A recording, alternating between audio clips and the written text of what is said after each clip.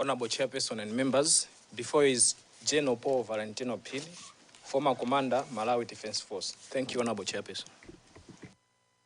General, you can take your seat.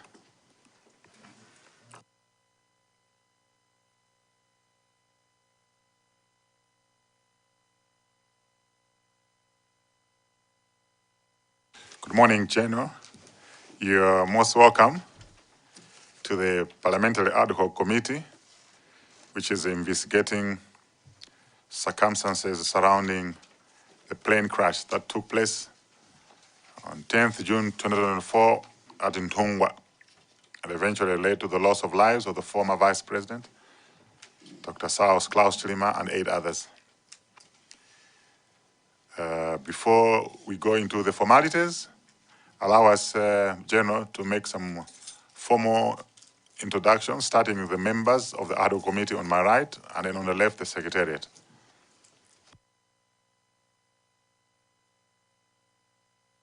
Thank you, Chair. Good morning. My name is Beatrice Mware, and I'm Member of Parliament for Kasungu North. Thank you, Chair.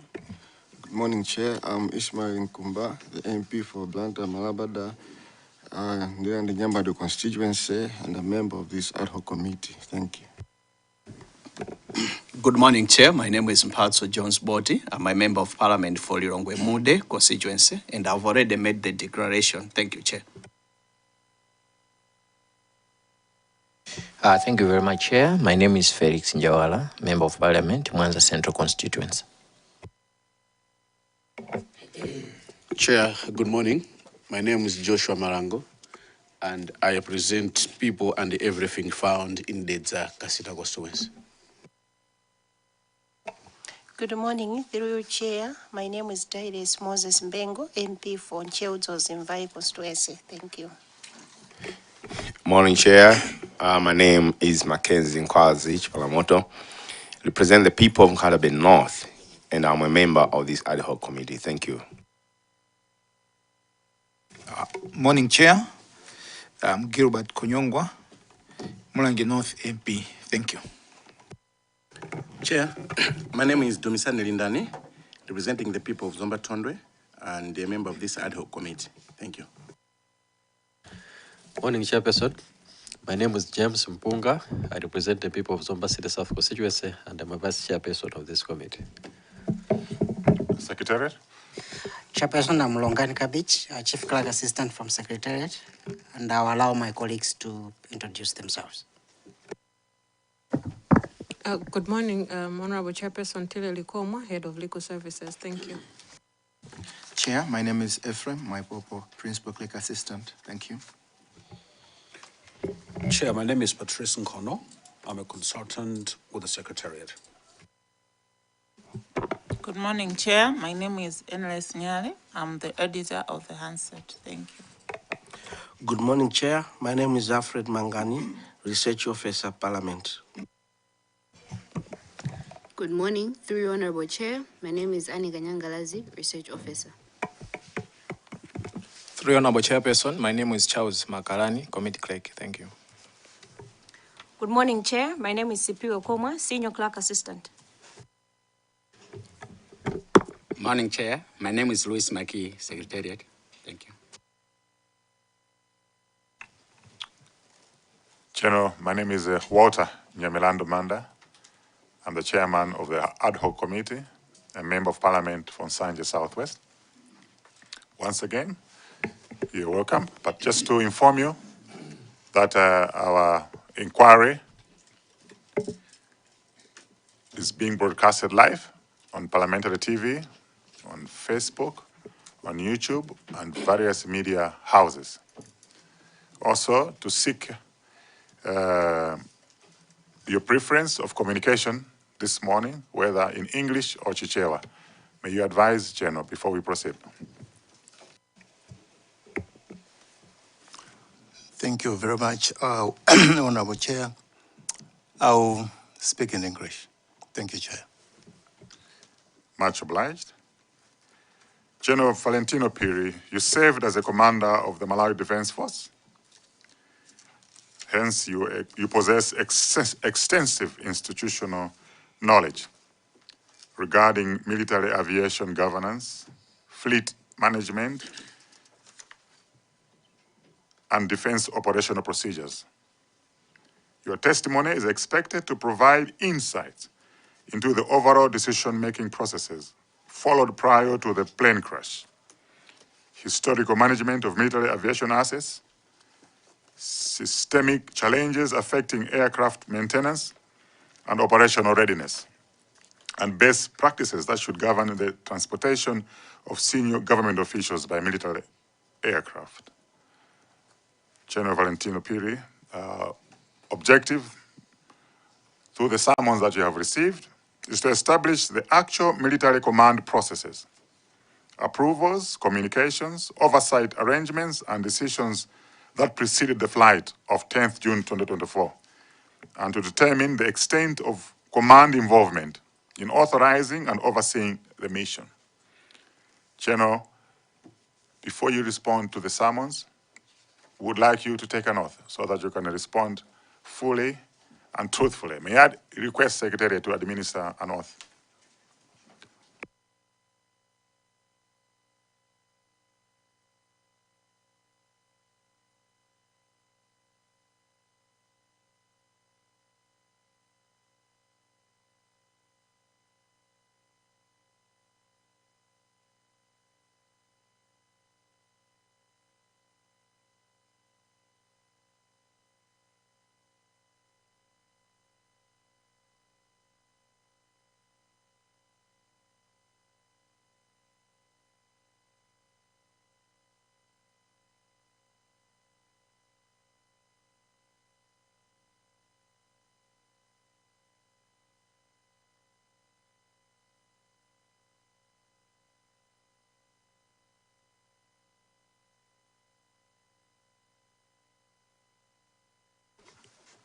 General Valentino Phiri, maybe just to summarize your summons,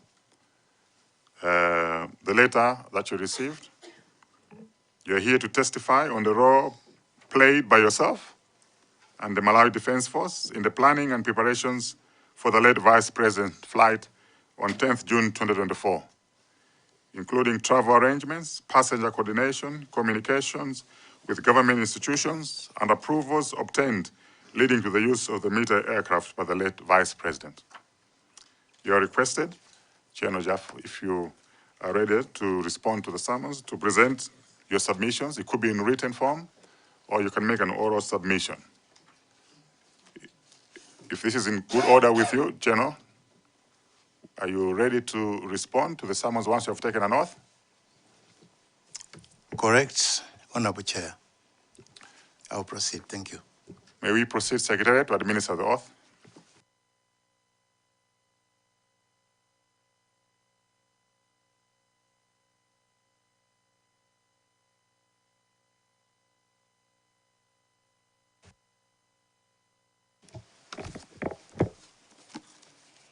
I, General Dr. Paul Valentino Phiri, do solemnly swear do solemnly swear by the Almighty God by the Almighty God that the evidence I shall give that the evidence I shall give shall be the truth, the whole truth, and nothing but the truth. and nothing but the truth. So help me God. So help me God.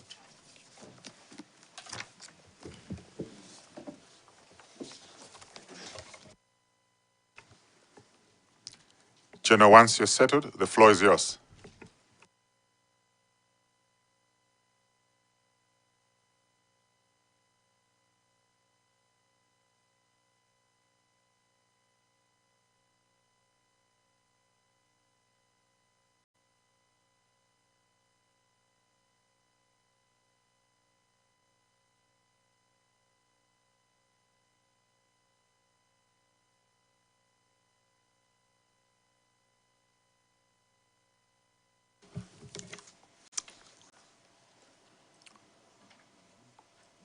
Honorable Chairperson and honorable members of the Ad hoc Committee, I respectfully submit this written statement in response to the summons issued by the Clerk of Parliament on 15th June 2026, pursuant to Section 60 subpara 3 of the Constitution of the Republic of Malawi and Section 9 of the National Assembly Powers and Privileges Act.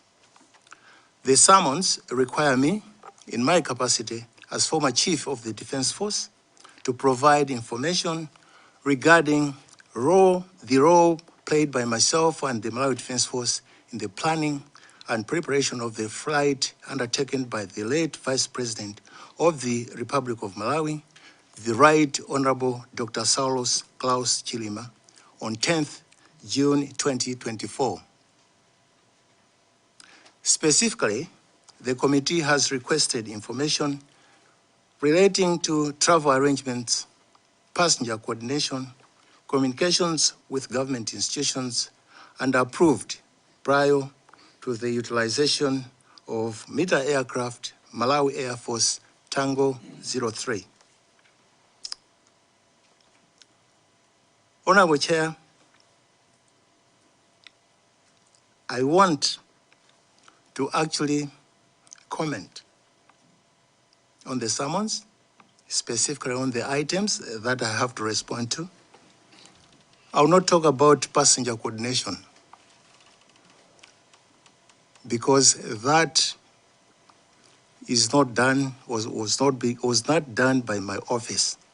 It was being done by other people who were responsible for such an activity. I might maybe gloss through, but it will not be a detailed presentation, as it was not part of what I was doing as commander or the chief of the Defense Force. Accordingly, I hereby submit the following account of events based on my direct involvement and official records available to me during my tenure as the chief of the Defense Force. I want to start first by looking at the aspect or parameter of request for Mita air transport. On Saturday, 9 June 2024, at approximately 1500 hours or thereabout, I received a telephone call from Dr. Alake Sikwese, who was then serving as Principal Secretary to the late Vice President. Dr. Sikwese was calling from Chileka International Airport and requested the availability of a military aircraft to transport the late Vice President from Lilongwe to Mzuzu on Monday, 10 June 2024, to attend the funeral of the late Honorable Ralph Kasambala. I informed Dr. Sikwese that at that time, the only available military aircraft, Malawi Air Force Tango 03, had already been committed to support transportation arrangements for the funeral of the late Honorable Kasambala, and was at the time already in Mzuzu. Dr. Sikwese subsequently inquired whether the same aircraft could be utilized by the Vice President without disrupting the funeral-related itinerary, noting that the Vice President intended to return to Lilongwe on the same day in order to perform official duties, including seeing off the President of the Republic of Malawi, the then former President of the Republic of Malawi, His Excellency Dr. Lazarus McCarthy Chakwera, who was scheduled to depart for the Commonwealth Heads of Government meeting in the Bahamas. Recognizing the significance of the request and the need for proper authorization, I informed Dr. Sikwese that I would undertake the necessary consultations before providing a definite response. However, I indicated to the Principal Secretary that the Vice President's itinerary appeared operationally tight, particularly considering the planned return to Lilongwe in connection with the then President's subsequent travel program scheduled for later on 10 June 2024. Consultations and approvals. Following the request, I immediately consulted Brigadier General Robre Ishmael, as he was then the commander of the Malawi Air Force, to determine the operational feasibility of accommodating the Vice President's travel requirements using the Malawi Air Force Tango 003. Brigadier General Ishmael then, now a Major General and retired, advised that the proposed arrangement was operationally feasible. In this regard, I relied, that is, on the professional assessment, certifications, and operational recommendations of the competent Air Force Command and technical personnel responsible for aviation operations. Thereafter, I consulted the then Minister of Defense, Honorable Mkandawire, who indicated that he would engage the President of the Republic regarding the request. Why was I consulting Honorable Harry Mkandawire? Previously, during the day, we had a discussion comprising or consisting the activities or maybe the status of the late Honorable Kasambara. And during the discussion, he had mentioned that he had been designated to represent the former head of state at the time. Why I was consulting him again was that he was the Minister of Defense, and it was important that he also had to have a clear understanding of what was going to obtain at that particular material time. Subsequently, I personally communicated with the former head of state, or the former president, His Excellency Dr. Lazarus McCarthy Chakwera, then Commander-in-Chief of the Malawi Defense Force, and informing him of the Vice President's intention to travel to Mzuzu for the funeral of the late Honorable Kasambala, SC. The President advised that he had not been aware that the Vice President had already returned from his official visit to the Republic of Korea. Nevertheless, he granted the Vice President authority to utilize the military aircraft should he wish to attend the funeral. The former President further indicated that he had originally designated the Minister of Defense to represent him at the funeral. However, should the Vice President attend, he would adequately represent the presidency at the event. The consultations, I must mention, took place between 15 and 1645 hours. Then at about 1800 hours, I informed Dr. Sikwese that the Vice President was authorized to utilize the aircraft, subject to coordination with the family of the late Honorable Kasambara SC to ensure that their travel arrangements were not adversely affected. Given the urgency of the request and the intended trip, the verbal request was accepted, but I further requested that a formal requisition be submitted in accordance with established procedures governing the use of military aircraft. What did I mean by this? It meant the office providing all the documentation that required to provide enough information for the MDF Air Force to expedite the intended operation of transporting the late Vice President and his entourage to Ngata Bay and back to Lilongwe. In addition, I instructed the commander of the Air Force to ensure that the aircraft was positioned appropriately to support the Vice President's travel requirements on 10 June 2024. This, I further and subsequently updated both the Minister of Defense and the then Commander-in-Chief on the arrangements that had been made so far. Flight operations on the 10th of June 2024.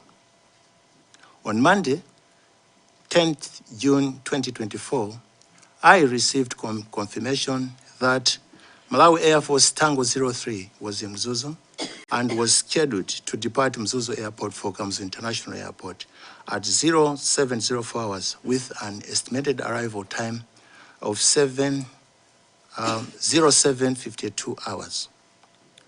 The aircraft carried 3 crew members, and namely Colonel Owen Sambalopa as the pilot in command, Major Florence Seremani as a co-pilot, and Major Wells Aidini as an aircraft engineer stroke technician. I was later informed that following arrival in Lilongwe, the aircraft was refueled with sufficient fuel for approximately 4 hours of flight operations and was preparing to return to Mzuzu carrying 6 passengers, namely former First Lady, Madam Shanil Patricia Zimbiri, Mr. Lucas Kapeni, Mr. Chisomo Chimaneni, Mr. Dan Kanyemba, Mr. Abdul Lapken, including the late Vice President, Right Honorable Dr. Saulos Klaus Chilima. This was in addition to the 3 crew members.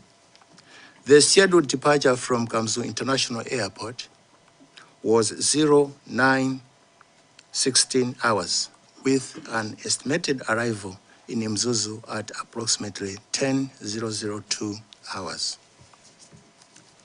Initial report of loss of contact. In the morning of 10th June 2024, while attending a meeting at the Defense Force headquarters with executives from the Lilongwe Handling Company, Lihago, which included the Air Force commander, I observed at some point that the Air Force commander left the meeting to answer what seemed to be an urgent call. Upon his return, he requested a private audience with me in my office. During that meeting, he informed me that the aircraft, Malawi Air Force Tango 03, which was ferrying the Vice President and his delegation to Mzuzu, had not landed as per the expected time of arrival. The then Air Force commander requested permission to proceed immediately to the Air Force headquarters in order for him to coordinate the follow-up actions. Permission was granted without delay. As he was leaving, I directed that the Air Force commander,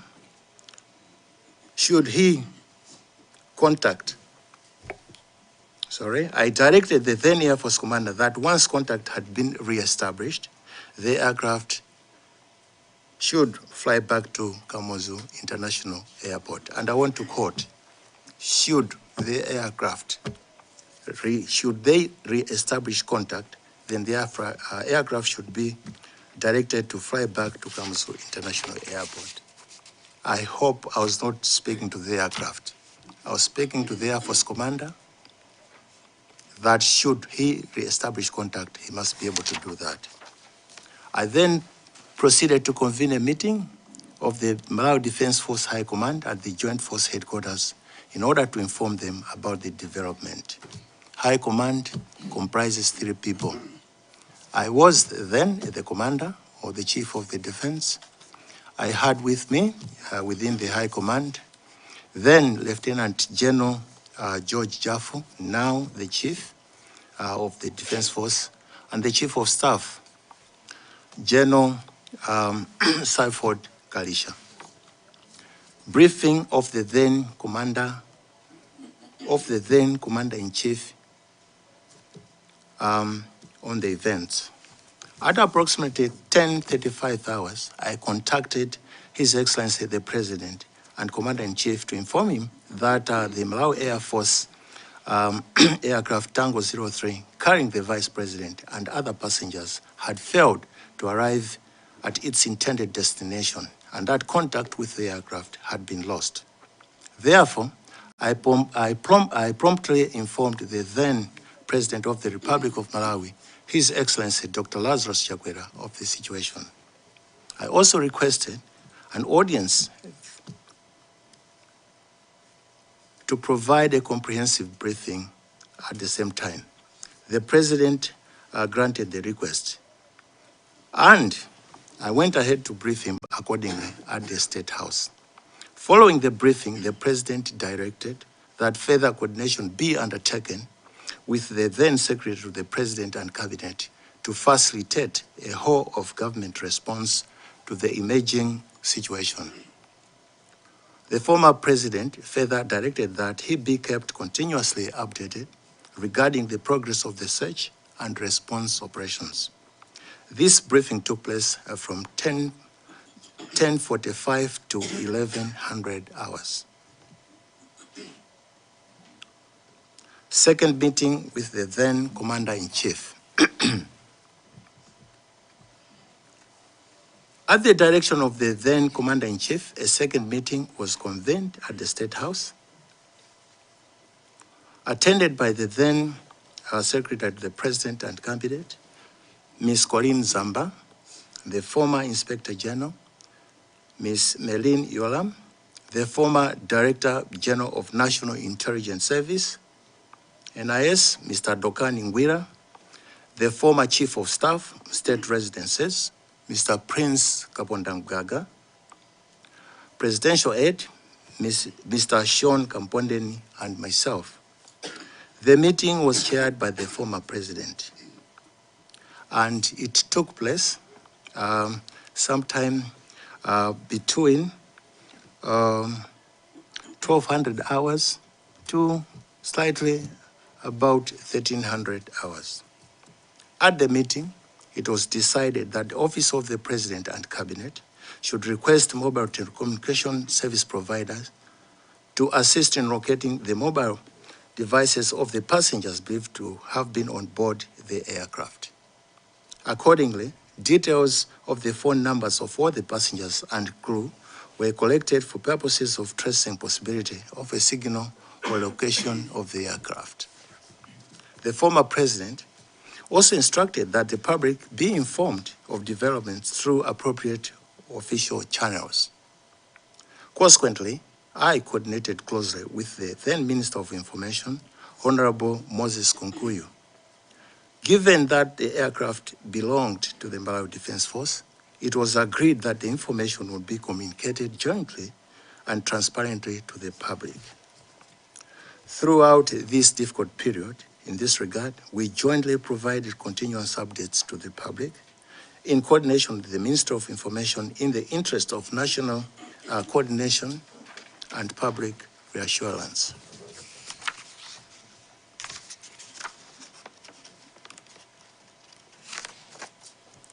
Progress report from the Malawi Air Force.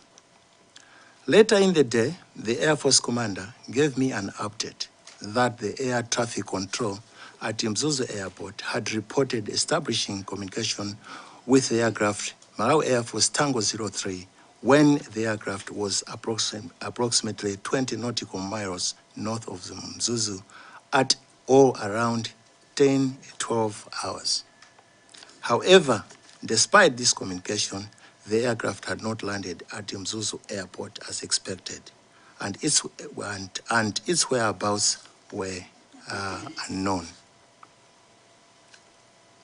This was an update from the Air Force commander.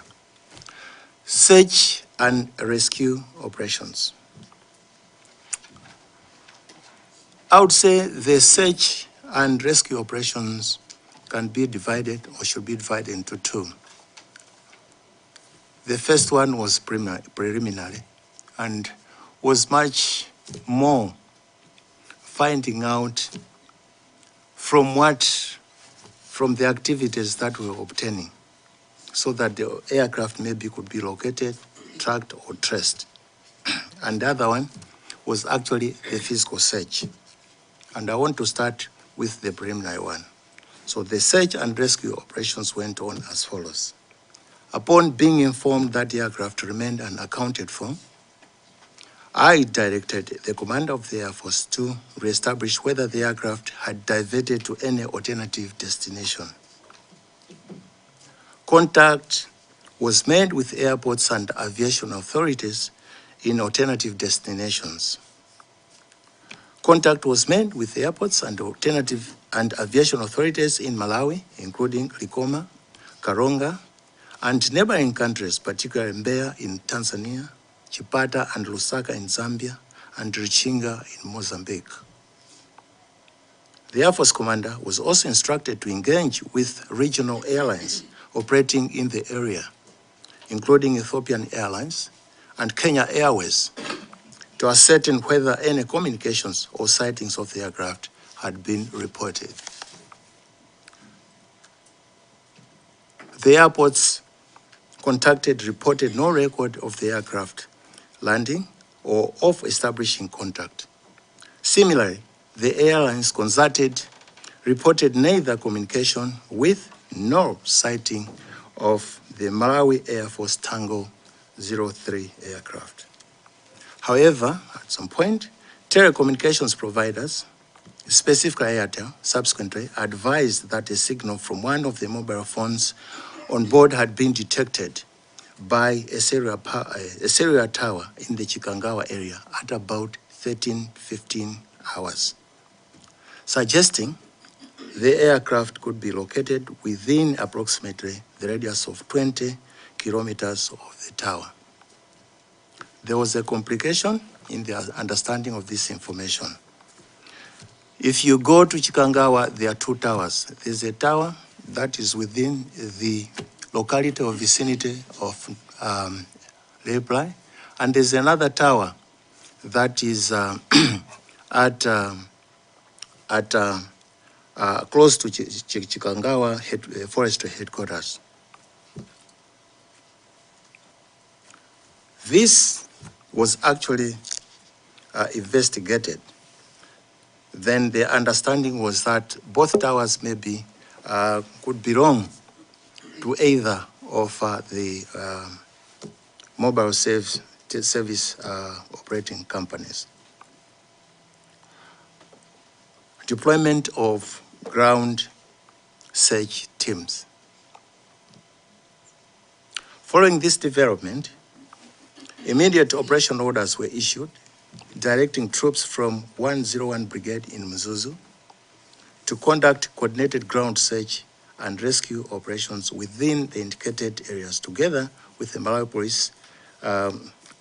Police Service and other first responders. And I want to actually emphasize those responsible for the search and requested to conduct the search were the Malawi Defense Force and its troops and the police. It is actually also important to know other interested parties joined the search. I should be very clear with this. I was not responsible for these people that came to join the search. Administratively, yes, they could contribute, but they were not under my control. They could contribute, but I would only take if at all they contributed anything that was substantial and valuable to the Defense Force and the police. My concentration was on the police and the MDF. Those that actually joined, they joined, yes, they could contribute, but not under our command and my command. The mission was placed under the command of Brigadier General Richard Chakonapanja, the then commander of 101 Brigade Headquarters in Mzuzu, or headquartered in Mzuzu.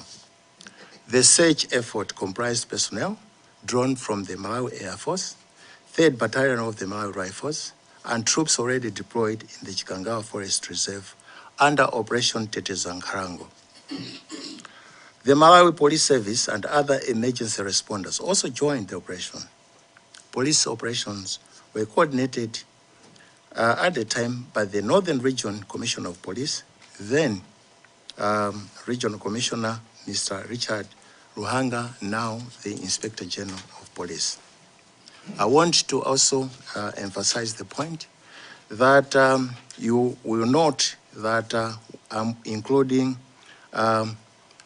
searchers being drawn from the Malawi Air Force. This was a team that came all the way from where the aircraft was originating from, that was in Zomba. Based on their expertise on the operations of the aircraft and its characteristics, it was very important that they actually have presence in the area to be able to assist in the location of the aircraft.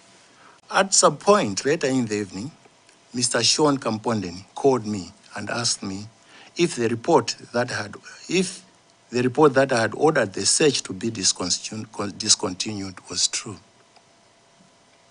It was a surprise to me. I straightforwardly answered that it was not true, as our soldiers were not given such orders. By approximately 1600 hours on 10th June 2024, teams had been mobilized and commenced operations in the designated search area.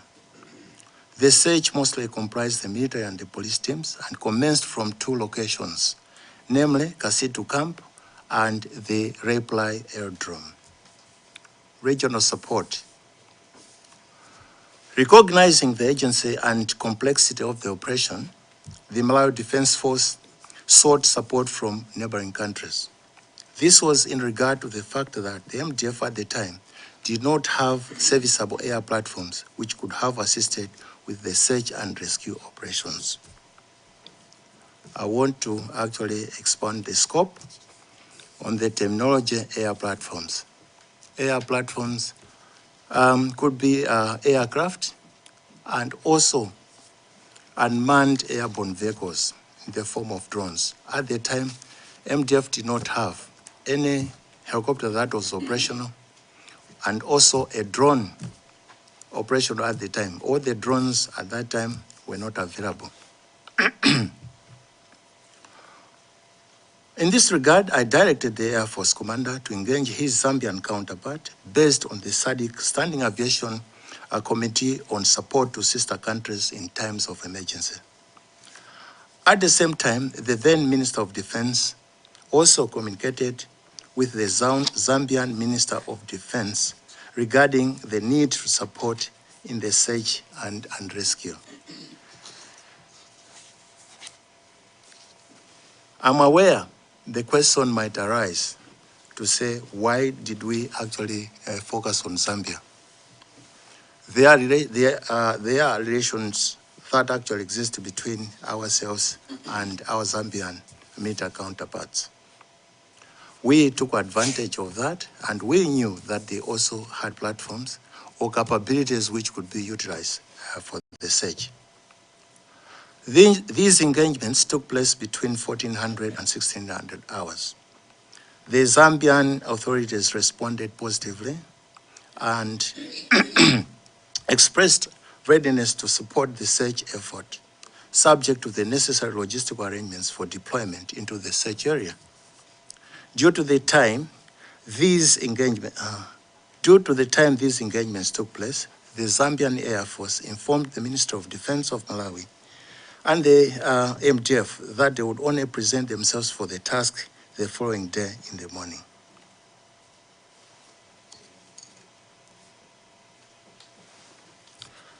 I want to actually omit part 12 and only come to the conclusion, because that part, I'm sorry. Sorry.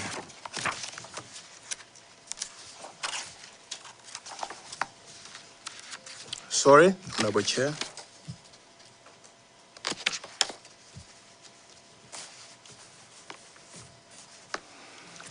I want to actually now jump to a conclusion. Why am I jumping to a conclusion and not be able to talk about what obtains after this this episode where we actually consulted the Zambian counterparts?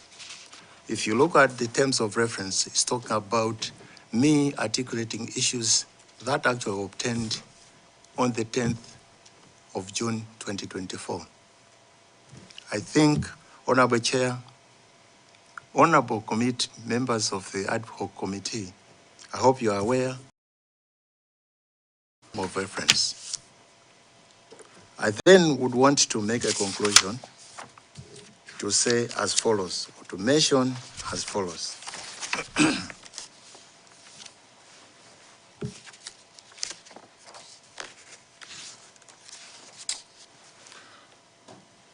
Honorable Chairperson, honorable members of the committee, the events of 10 June 2024 remain among the most tragic and painful episodes in the history of the Malawi Defense Force and the nation at large.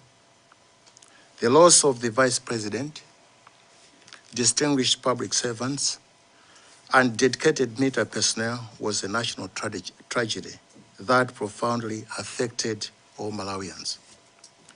Throughout the period preceding the flight, during the emergency response, and in the aftermath of the accident, the Malawi Defense Force acted in accordance with its constitutional mandate, established procedures, and operational responsibilities.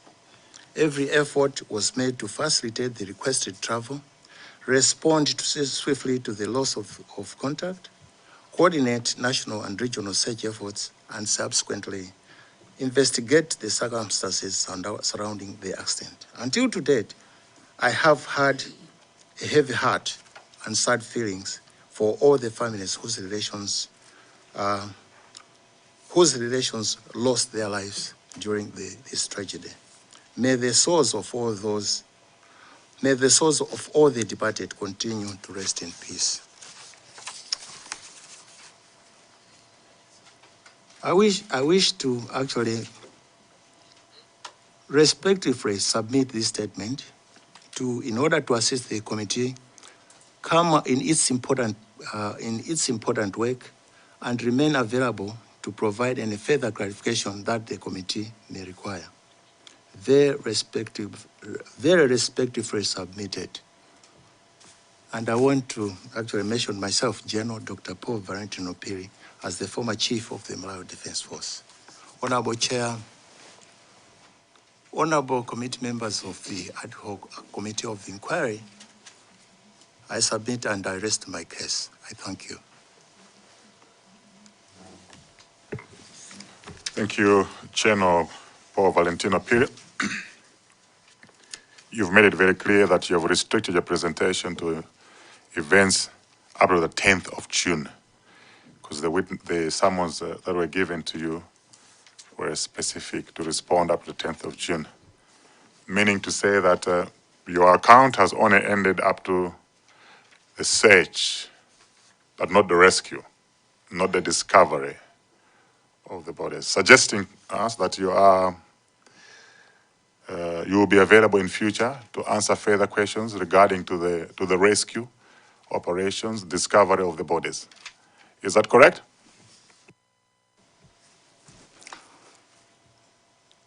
Mr. Chairperson, I want to say correct and not correct in some circumstance. I have actually demonstrated the briefing concerning the search and rescue, whereby I talked the preliminary search and the physical search. But maybe discovery of the bodies was not included because that only occurred on the 11th and not on the 10th.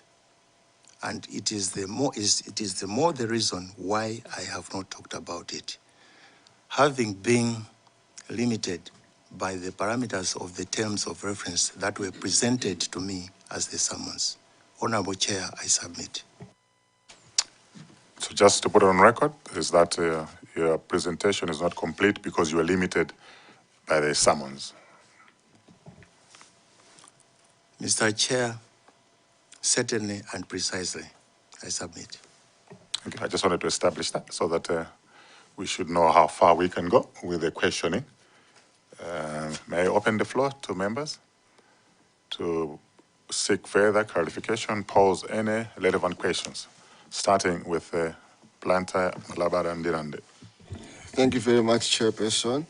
My interest is on the number of ground troops. After discovering that there was a need for a physical search, how many ground troops and teams did you deploy for this mission?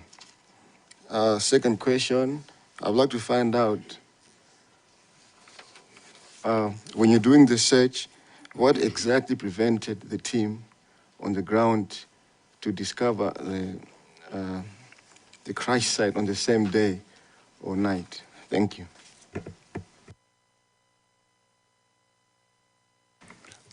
May I recognize Zomba City South?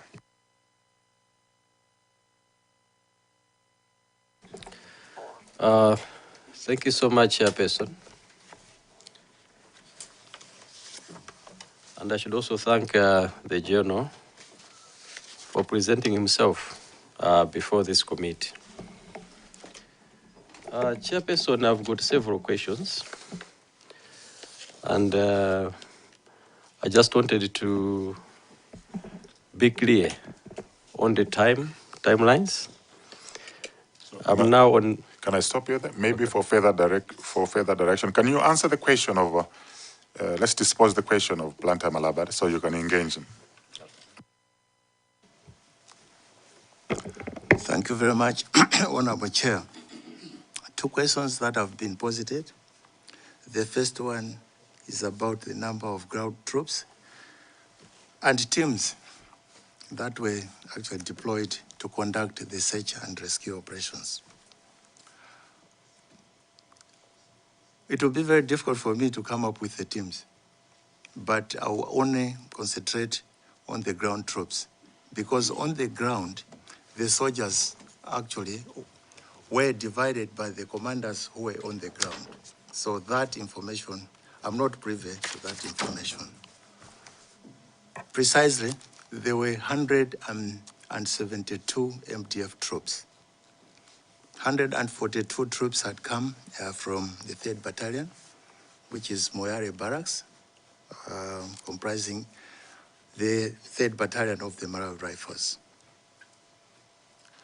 30 plus 1 had actually come from within. The MDF conducts what we call Tetezankarango operations, and they are usually located within the Chikangawa forest at one of the camps within where the search had commenced. So we had that number of troops.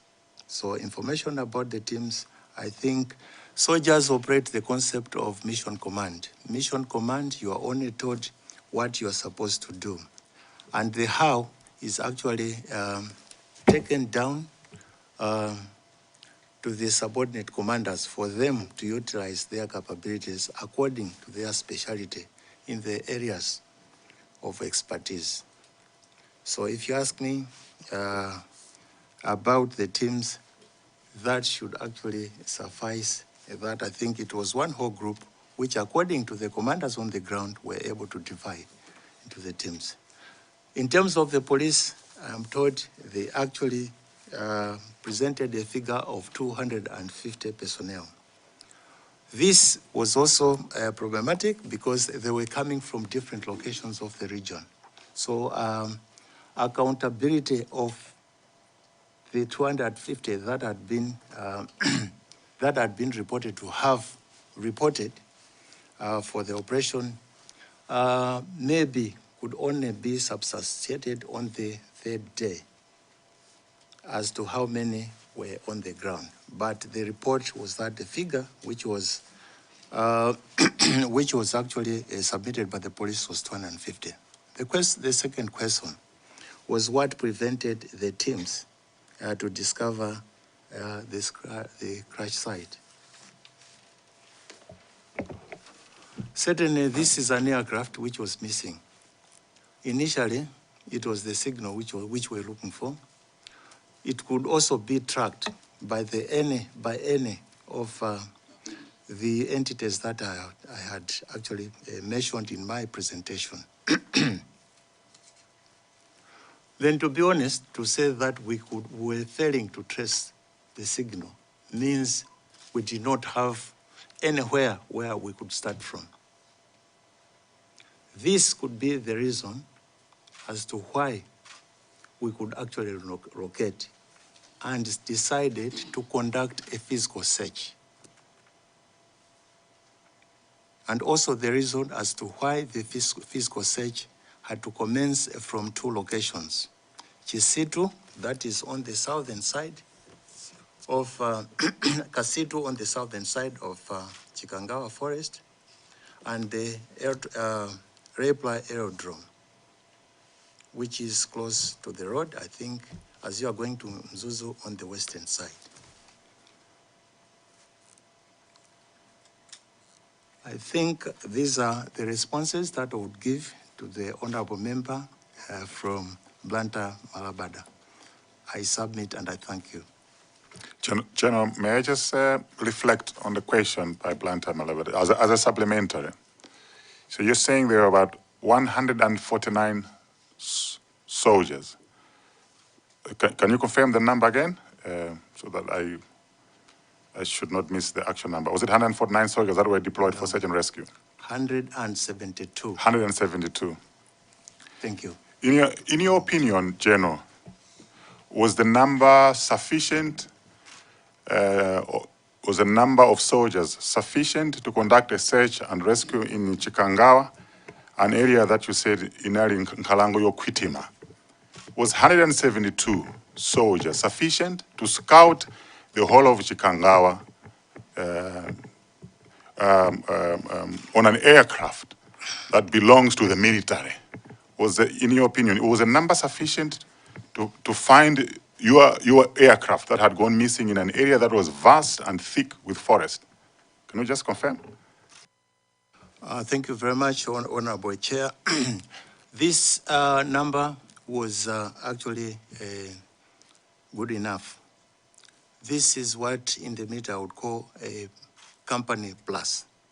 And remember, we have also a team that actually came from Zomba. And the team that actually came from Zomba was about 30 plus, which means it was close to 200. So 200 was good enough to cover the search area if they were deployed efficiently and with a focused approach. Thank you, Honorable Chair. Thank you for that. Zomba City South. Thank you, Chairperson. I think we'll start with where the General has stopped from. You said the MDF was working alongside the police in your submission. And you said the other people who were helping were not under your command. Now, working with the police, I just wanted to be sure who was in charge of these rescue operations between you, the military, and the police. I would like to engage the witness chair.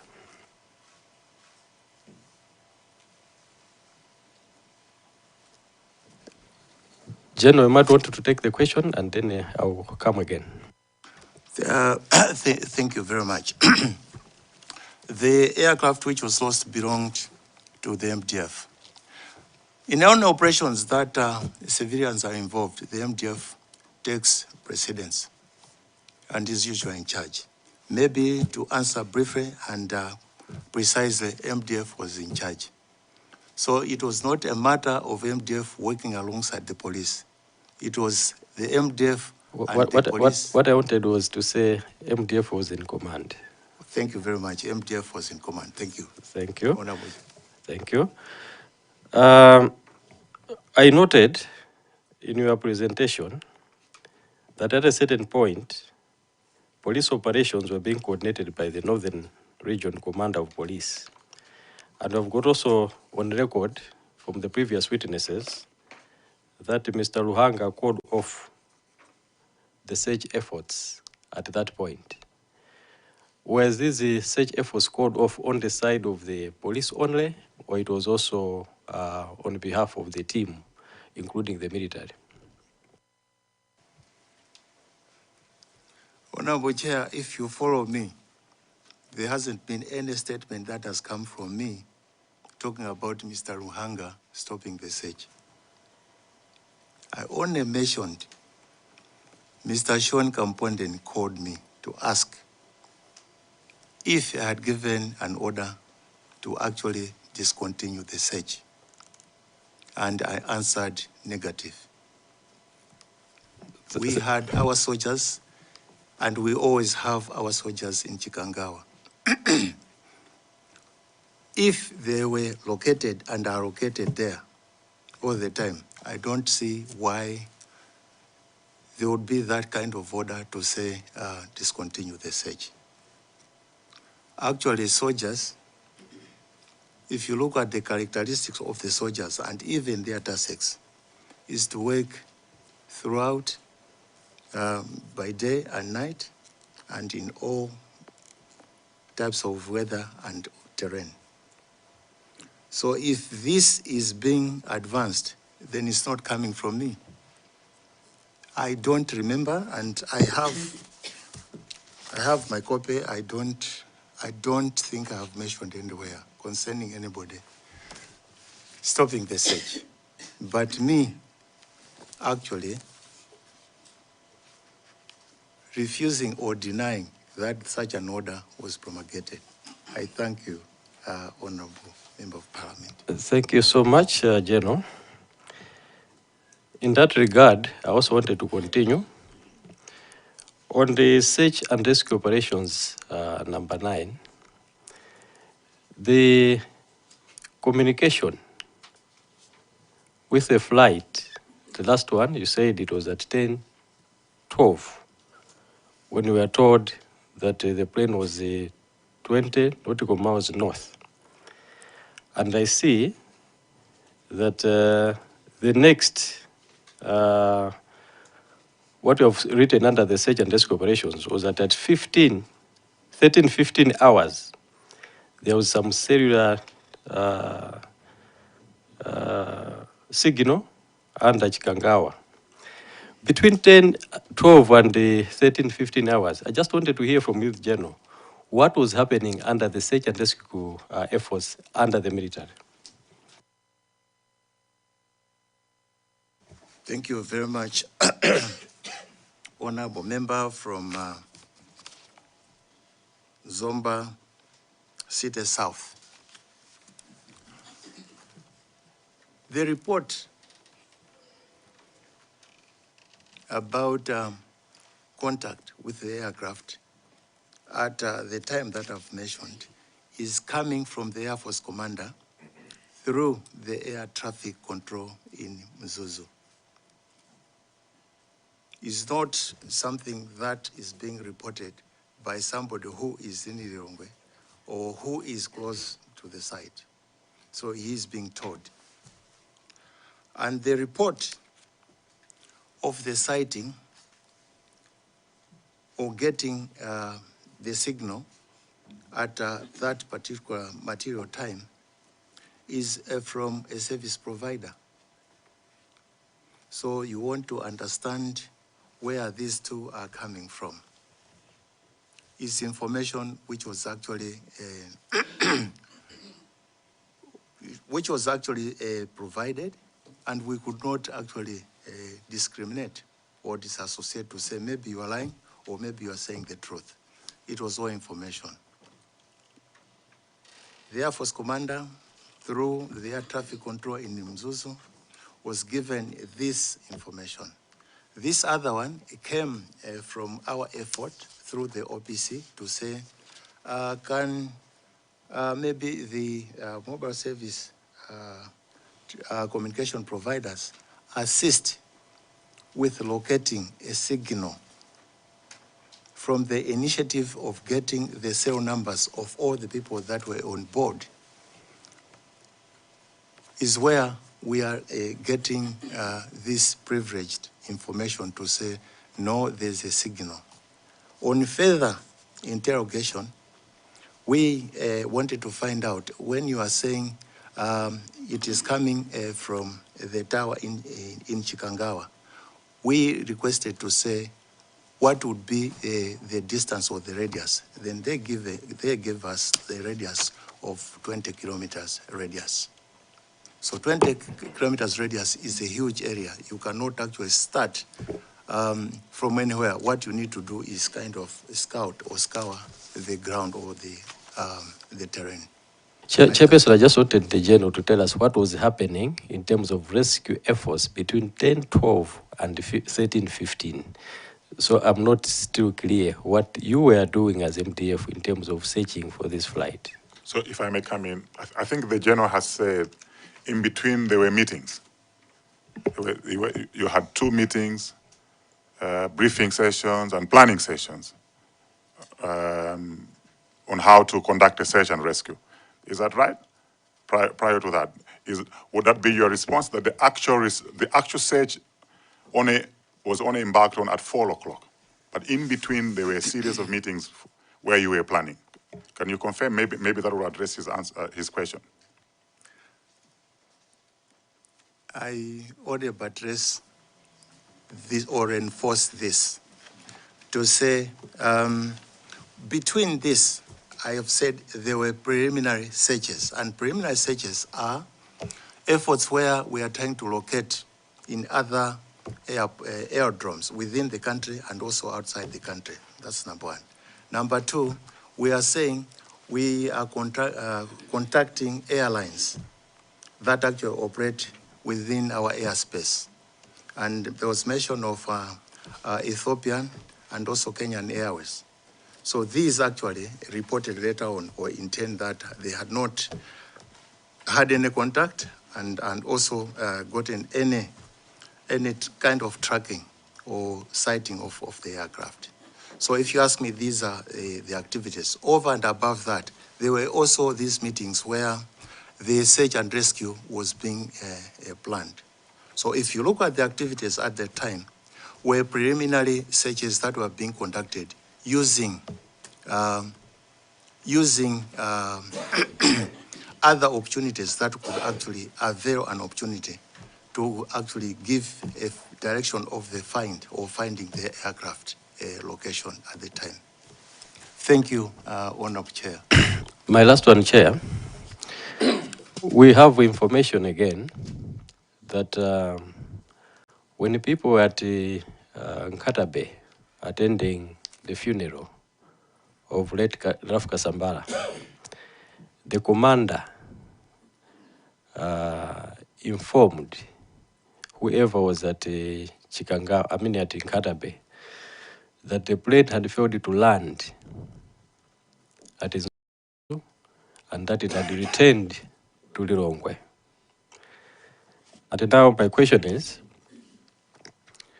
did you have that information that the plane had failed to land and had returned to Lilongwe? Because this is what the head of state said. It's on record that the plane failed to land in Zuzu and it has returned to Lilongwe. And now I'm seeing here you are saying under 6 that the plane had failed to arrive at its intended destination and that contact with the aircraft had been lost. Can you clarify there?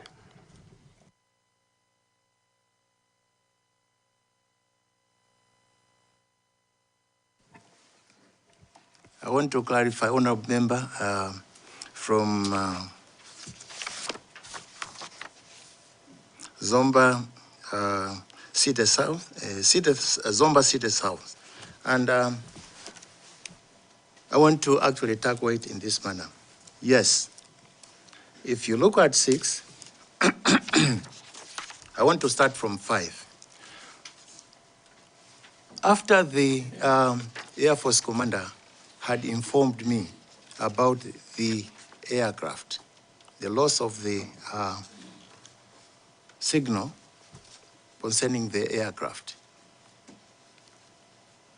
he had requested that he proceed to his office to continue with the activity of searching for the aircraft or looking at the other means of finding where the aircraft was.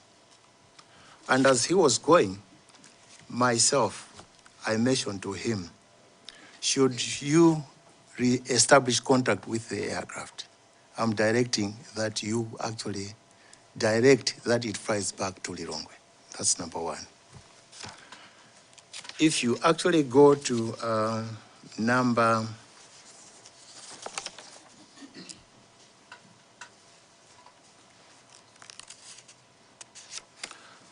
Number 8, progress report from the Malawi Air Force. Later, the Air Force commander gave me an update that the air traffic control at Mzuzu Airport that had reported established communication with MAF aircraft Tango 03 when the aircraft was approximately 20 nautical miles north of Mzuzu at around 10-12 hours. However, despite this communication, the aircraft has not landed at Mzuzu Airport as expected, and its whereabouts were unknown. What we are saying is that me directing, after this report from the Air Force commander that he had heard, it had not landed. I said, should you re-establish contact, inform them or direct them to fly back to Lilongwe. Where the air traffic control is talking about establishing contact at 10-12. This is only a progress report and it's not saying anything about the aircraft returning. It is only saying they actually had this conversation and contact with the aircraft and the air crew. What we are saying is certainly reflects that maybe there were still efforts for them to land somewhere or maybe to return to Lilongwe. It could be from that assumption that a lot of people made or came up with to say maybe they wanted to fly back to Lilongwe. Thank you, Honorable.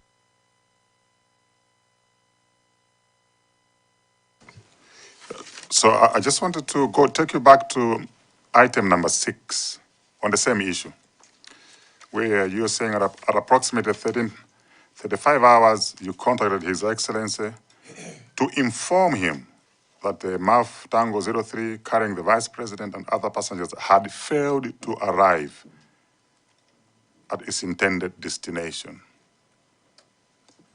and that contact with the aircraft had been lost. Can you clarify when you say it had failed? Did it attempt to arrive? Did it attempt to land? What did you mean when you say it had failed to arrive? Did it attempt to go to Mzuzu and return? Because there were statements that were made, so this is an opportunity for you to clear yourself. Thank you. Honorable Chair, had failed to arrive at the intended destination, which means, and I'm saying it is coming from the statement, if we look at the estimated time of arrival, it was supposed to be 10:02, but at this time it had not arrived.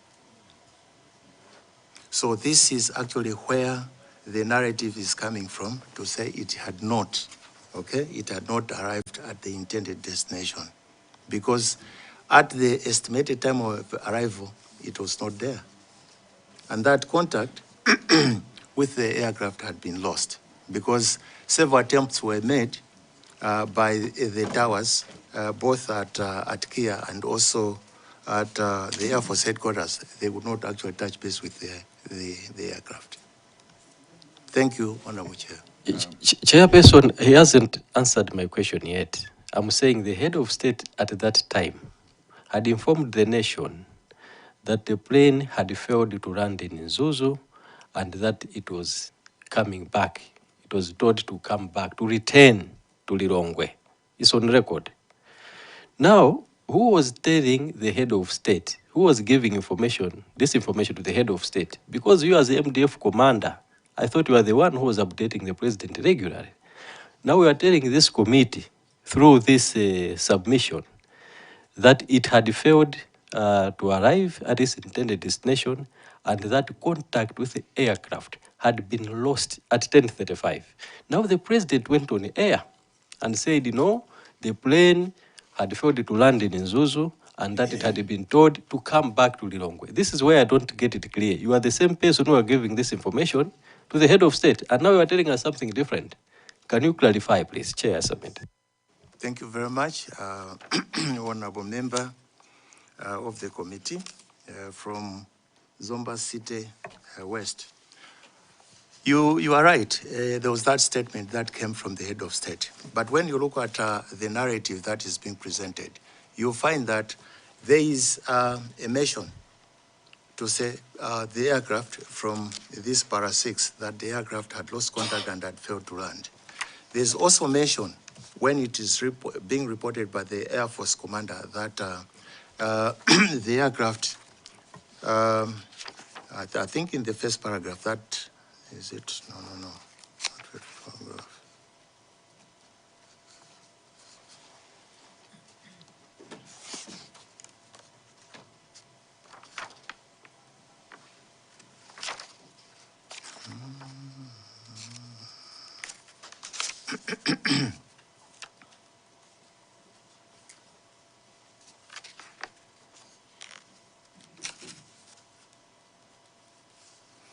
Yes, where the Air Force commander was informing me, and as he was going, after he had narrated to me what he had received from his base, these two statements are almost telling: lost contact, and me directing him to say, if you reestablish contact, if you are able to establish, direct it to fly back to Lilongwe.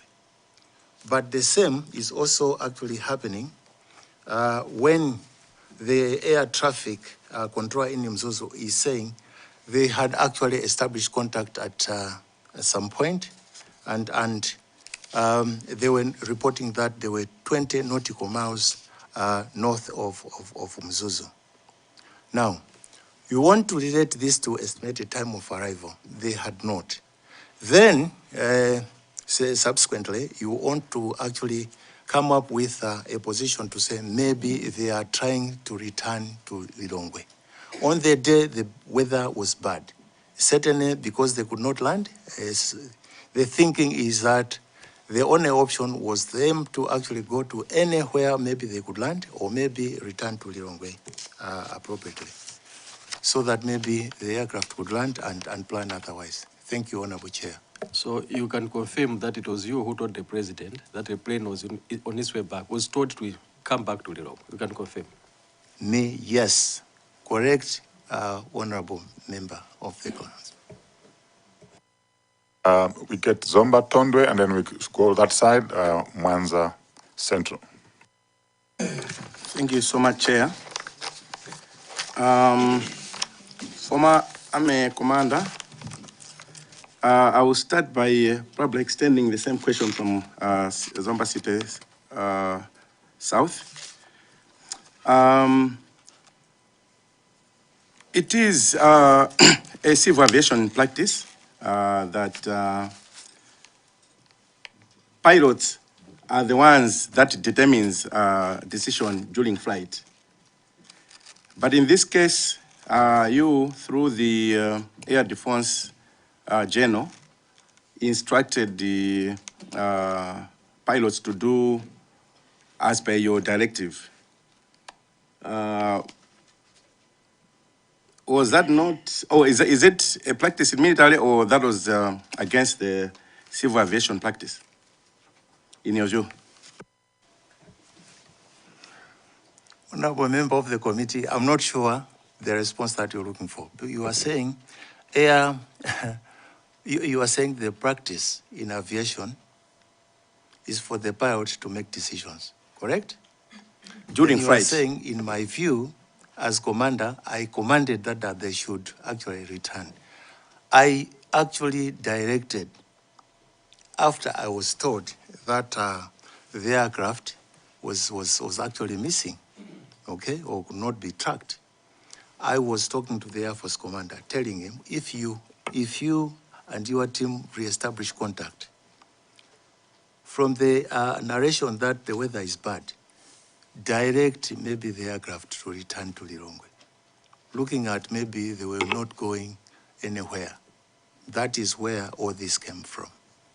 I'm not sure if I have actually responded correctly, or maybe I misunderstood. So let me put it clearly. Kapena ndifuse nchijewa mwina chomveka bwino. Malamulo zoyendesa ndege amanena kuti amene ali ndi mphamvu yopanga ziganizo poyendesa ndegeyo mmwamba ndi amene akuyendetsa ndegeyo. Apapa mwatiuza kunena kuti iniyo ndi amene munapereka chiganizo chonena kuti oyendetsa ndegeyo abwerere koma iniyo simunali mu ndegemo, simaziwa zomwe zikuchitika mu ndegemo. Ndimaona ngati zimene sizikusemphana ndi malamulo kapena poti ndi kusilikali mmapanga mosiyana poyambirira. Thank you very much, Honorable Member of the committee. The thinking was, the situation was not good. This is why I was advising the Air Force Commander, should your people re-establish contact, direct them to fly back to Lilongwe. It was in the interest of safety. Thank you very much. Chair, I may continue through you. Yeah, now I wanted Chair him to confirm that despite he was in the doing this in the interest of safety, yes, but I wanted him to confirm that that is against the expected standards. Is that so?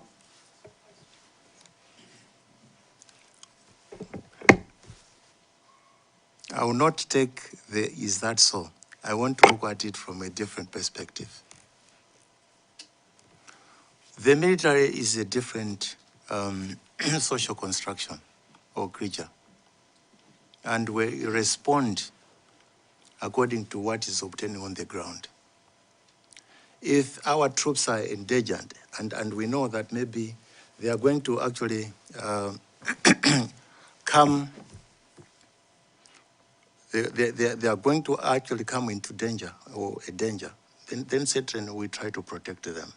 So this actually response or information was basically to actually prevent them from experiencing a hazard. So certainly, I don't want to actually respond in the military or in the civilian way of looking at issues, but the military way of looking at issues. Hence the response to say, if you reestablish, if your people reestablish contact, please direct them to return to Lilongwe. Thanks, Thank Chair. you, Chair. Thank you so much. Now, Chair, I wanted you to take note of the time he's giving this instruction with reference to the 10:30 time given by the former witness, Honorable Kasambala. Honorable Kasambala, just for your memory, Honorable Kasambala told this House that Honorable Hali Nkandawire, rather Mr. Kasambala told this House, this committee, that Honorable Hali Nkandawire gave them a note to indicate that the plane, the Vice President would not be coming at 10:30. That's when he advised the family. Now, I wanted you to look at this. The time lapse from the expected time of arrival and the time the minister is giving instructions. I think the time was too short, and more so for the army commander, in my view, to make such a decision when you were not in the flight. But maybe I may not continue the same question because he has said it may be military aspects. Just for noting. Number two, Chair, assuming that is what happens in the military, then would it be wrong for me to confirm that you are the one directing, rather giving instructions at all levels, like in this case, through the General of the Air Force, you could reach out to a pilot, and yet it's the Army General that reports to you, from what you said. So I wanted to confirm that in your capacity as the Army Commander, the CDF, you also could influence decisions at different levels of the army. Is that so? I cannot prevent you from, could I say mannerism, where you're saying, is that so? Because that becomes a bit discomforting. I would say, in military terms, it is good to prevent what can be prevented. So what we're trying to do is to prevent maybe a catastrophe from occurring. This is why, or the reason as to why, when the Air Force commander was reporting, I said if contact was going to be reestablished, directed them to actually come back in the interest of safety.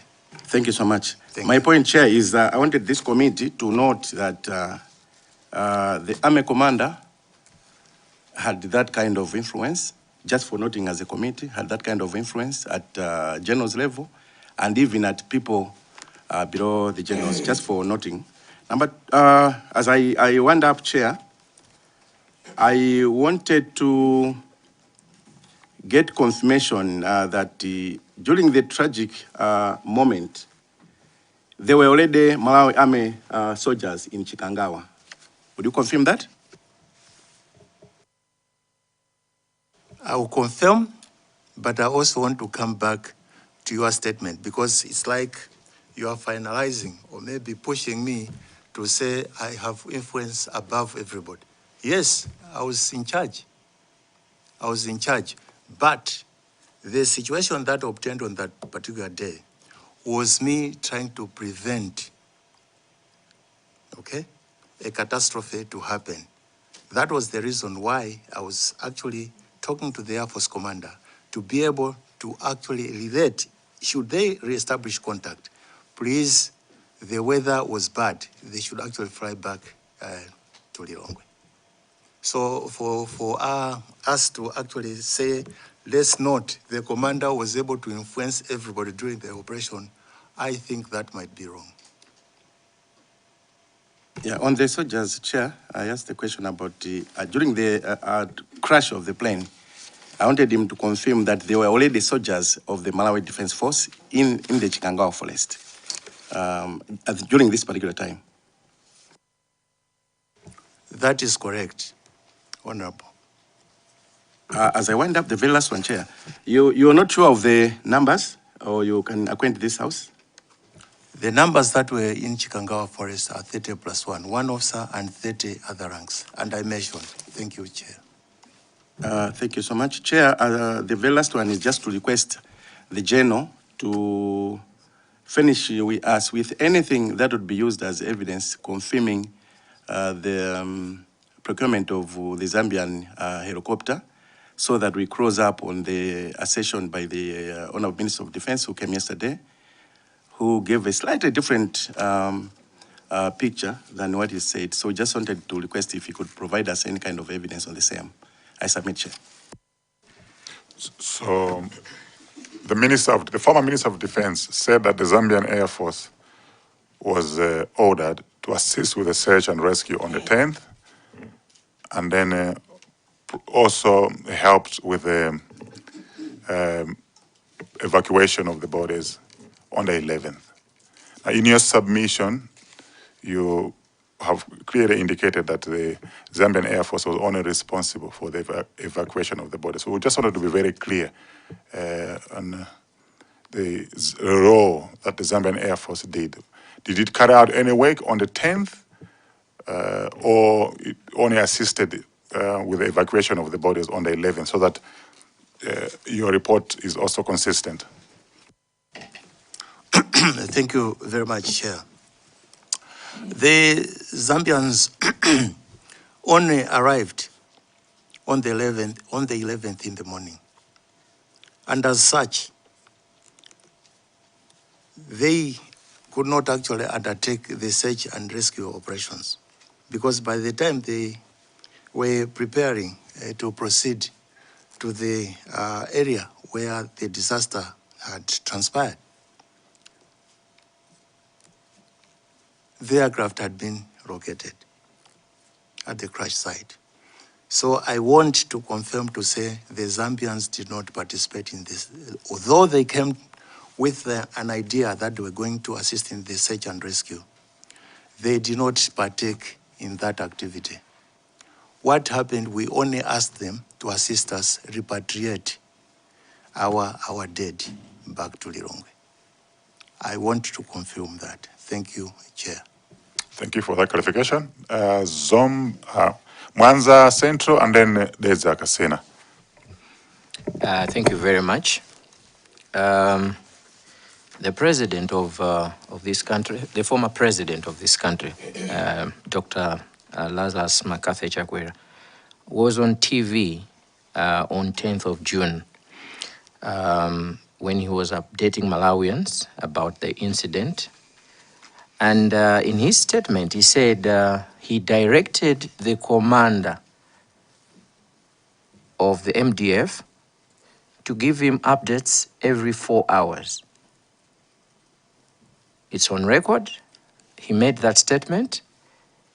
And on page 4 in your statement, you're saying the former president directed that he be kept continuously updated regarding the progress of the search and response operations. I just want us to clear that element, because when you say continuously, are you saying that every 4-hour period, or continuously as we know what continuously mean? Just to be sure whether this statement is talking about the same statement the president made. Thank you very much, Honorable from Mwanza Central, and it's a very good question. I think the 4-hour narration and the continuously may be two terms which can be merged. And I think they are in line with maybe was the objective of informing the nation at large. So I would want to join to say the two should be considered as part of the continuously. Although when the president was maybe talking about it, he had truncated maybe the message. Thank you very much. Or apportioned actually the continuous into 4-hour portions of reporting times. Thank you. Thank you very much, General. Just to be very specific, he's the one who gave you the direction. Was the direction that you give him an update every 4 hours?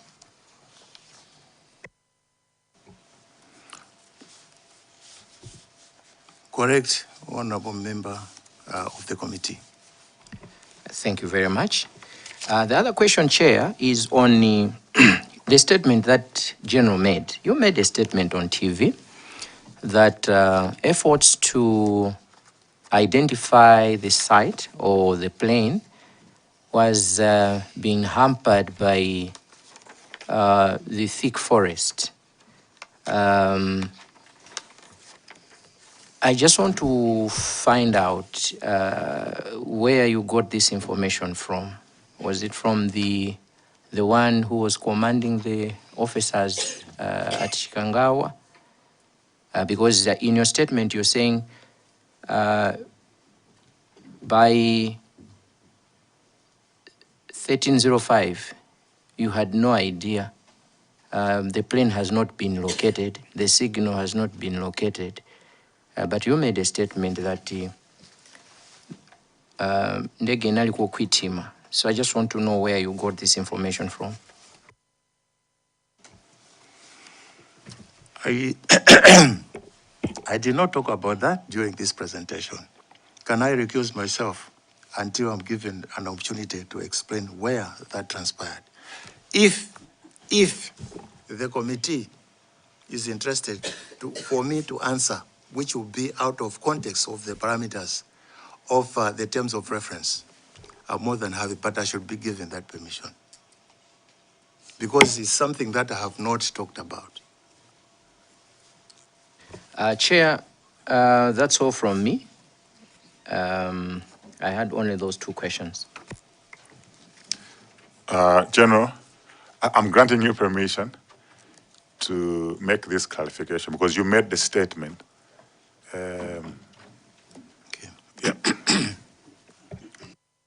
Thank you very much, Chair. I hope it's going to be off record because it's outside the terms of reference. No, it's not off record because your summons strictly say that you must give us a testimony on events that occurred leading up to the 10th of June. And you have restricted yourself in your presentation to report all incidences and events that happened up to the 10th of June. And this happened, you made a statement on the 10th of June pertaining to this to this plane crash. So it can be off record. You have taken an oath here. Everything is being recorded. Every conversation is being recorded. Thank you very much, Chair. There's a question actually that led to this. Number one question that came was, did you have troops in Chikangawa even before this episode of the plane crash? The answer was yes. I also want to actually take the committee to an understanding that I know Chikangawa from my experiences.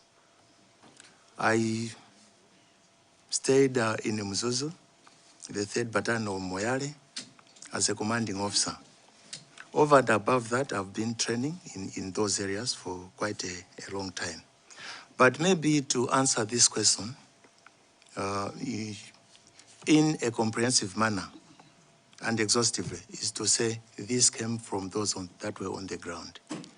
And this also came from the fact that those on the ground did not actually know where this aircraft had actually crashed or maybe landed at the time.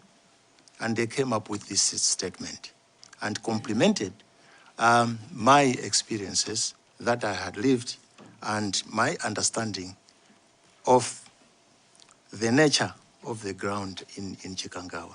So this came, yes, from those that were on the ground to say, you know, Chikangawa is thick. And I want to actually refresh your minds, those that have been on the ground. If you actually come from the Ruawa side and going towards Chikangawa, as you transition or transit through that area, you'll find that it's thick. I hope and I'm reliably informed that the committee was able to visit the area. My question would be, what were your experiences? I think by now, vividly, you have that understanding that that particular portion of the area is thick. And this is where my statement came from when I was talking about the area being thick and using the term, the Chichewa literal term or literal meaning, Kotani, I use Kokwetima. Kokwetima meant Kowirira. Thank you very much, Honorable Chair. Thank you very much, Chair. There's Akasena and then Mulanje North. Thank you so much, Chair. Good afternoon, General. I've noted that when Zomba Tondo was asking a question, I think he had asked you so that you were able to understand each other. He had asked you in Chichewa, but you still responded in English. I'm not so sure whether which part of Unchinji that you don't know how to speak Chichewa, because I have some questions for Chichewa. I'm not so sure if you're going to be able to respond, all of which just go straight into English. Your discretion, Your Honorable. I leave it to you. All right. Before I go to the substantive questions, I will take you to when you're responding to 172 soldiers which are on the ground, Zomba City South. I'd asked you if the number was good enough. And if I caught you well, you had said if they were deployed efficiently. You used that word, and I caught it. Now, I want to understand your opinion. When you got the response, we're getting the report from the Brigadier Commander of 101 Brigade Commander, headquarters in Brigadier General Richard Shagona Panja. In your own opinion, 172 soldiers, were they efficiently deployed? If you ask me, honorable member of the committee, I want to say yes. It was 172, and I said they were complemented by the team that came from the Air Force, which actually made it. Yes, Let yes. the figure come to 200. Yes, Yes. you said that, General. We are together, but I'm quoting what you said. Yes. Because Zomba Tondo had asked, Zomba City South had asked you, was the number good? Was it enough? Yes. And your answer was, if they were deployed efficiently. You used those words. Now, I want your opinion as a commander. 172 members, were they efficiently deployed? Quoting your own word. Honorable member, if you ask me, I would say yes. I trusted my soldiers. Why did you say if? Why would your response came with a condition of if? Were they good enough? I said yes, if they were deployed efficiently. So you were asking me, were they? So I'm saying yes, they were. Let's go to page 3 of your presentation. The morning of 2024, you were in a meeting, and then I just wanted to confirm that you said when you had a conversation with Air Force commander in your office, he had sick leave to go to his base to follow up on the missing flights, and then you had later on convened. You proceeded convened to convene a meeting of Malawi Force High Command at your Joint Force headquarters, where you had informed them of the development. Mind to share with the committee as who was in this meeting and what were the action points in this meeting where you are informing your Defense Force High Command? Yeah, thank you very much. I think I mentioned, during the course of my presentation to say those who were in the meeting, who formed the High Command, were, apart from me, were at the time, Lieutenant General Jaffu, now the commander, the commander or the chief of the Defense Force, and Major General Seifert Kalisha, who was the chief of staff. The action points basically was to narrate to them to say, I'm being informed that the aircraft that was carrying the vice president, supposedly to go to Mzuzu, had not landed at its destination, and the signal at the time was missing. And as such, what we are trying to do is to locate where it is, because by that time we had not yet established whether it had crash-landed. The thinking was that maybe it had diverted to some location. That is why we went to the extent of searching for the aircraft within the aerodromes in Malawi and also outside in Zambia, Tanzania, and Mozambique. Thank you, Honorable. Thank you so much, General. You had a number of updates with the President and another meeting with the President as a Commander-in-Chief, which was convened at State House with a number of people you have mentioned in your presentation on page 4. Before I go into the questioning of that, do you remember at what point did the President update the nation? The first update of the President? I'm not aware of that, but I briefed the President, and I know at some point he came on the radio and briefed the nation. At the time, I'm not aware. You're not aware at the time the President made that admission? If I said the President spoke at 11 o'clock, you agree with me? It would be. No, because you were the man at the center of it. The thing which was missing was yours. You were supposed to have a time as to, if you remember what time the President, because if I remember, the President addressed the nation in the evening. after Yes, a number of meetings.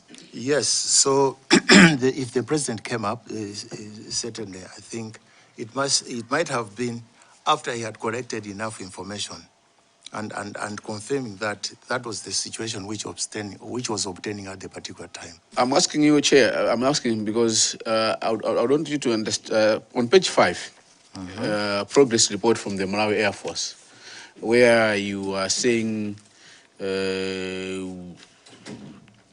aircraft was approximately 20 nautical miles north of Nzuzu at around 10-12 hours. That kind of communication. You are the one who had briefed the president that at 10:12 the flight was somewhere around 20 nautical miles north of Nzuzu. That was before the presidential update, is it? Correct. Correct. That we had received this information from the tower in Mzuzu. And this can also be substantiated or reinforced by the tower in Mzuzu, that this interaction took place. This update came before you had seek the service providers to locate the phone numbers, which you are saying on the same page that at 15 hours, that's the time some numbers of the passengers were detected within 20 kilometers of the tower within radius of Chikangawa. Can you confirm? You can use your mic. Use it. Correct, I can confirm.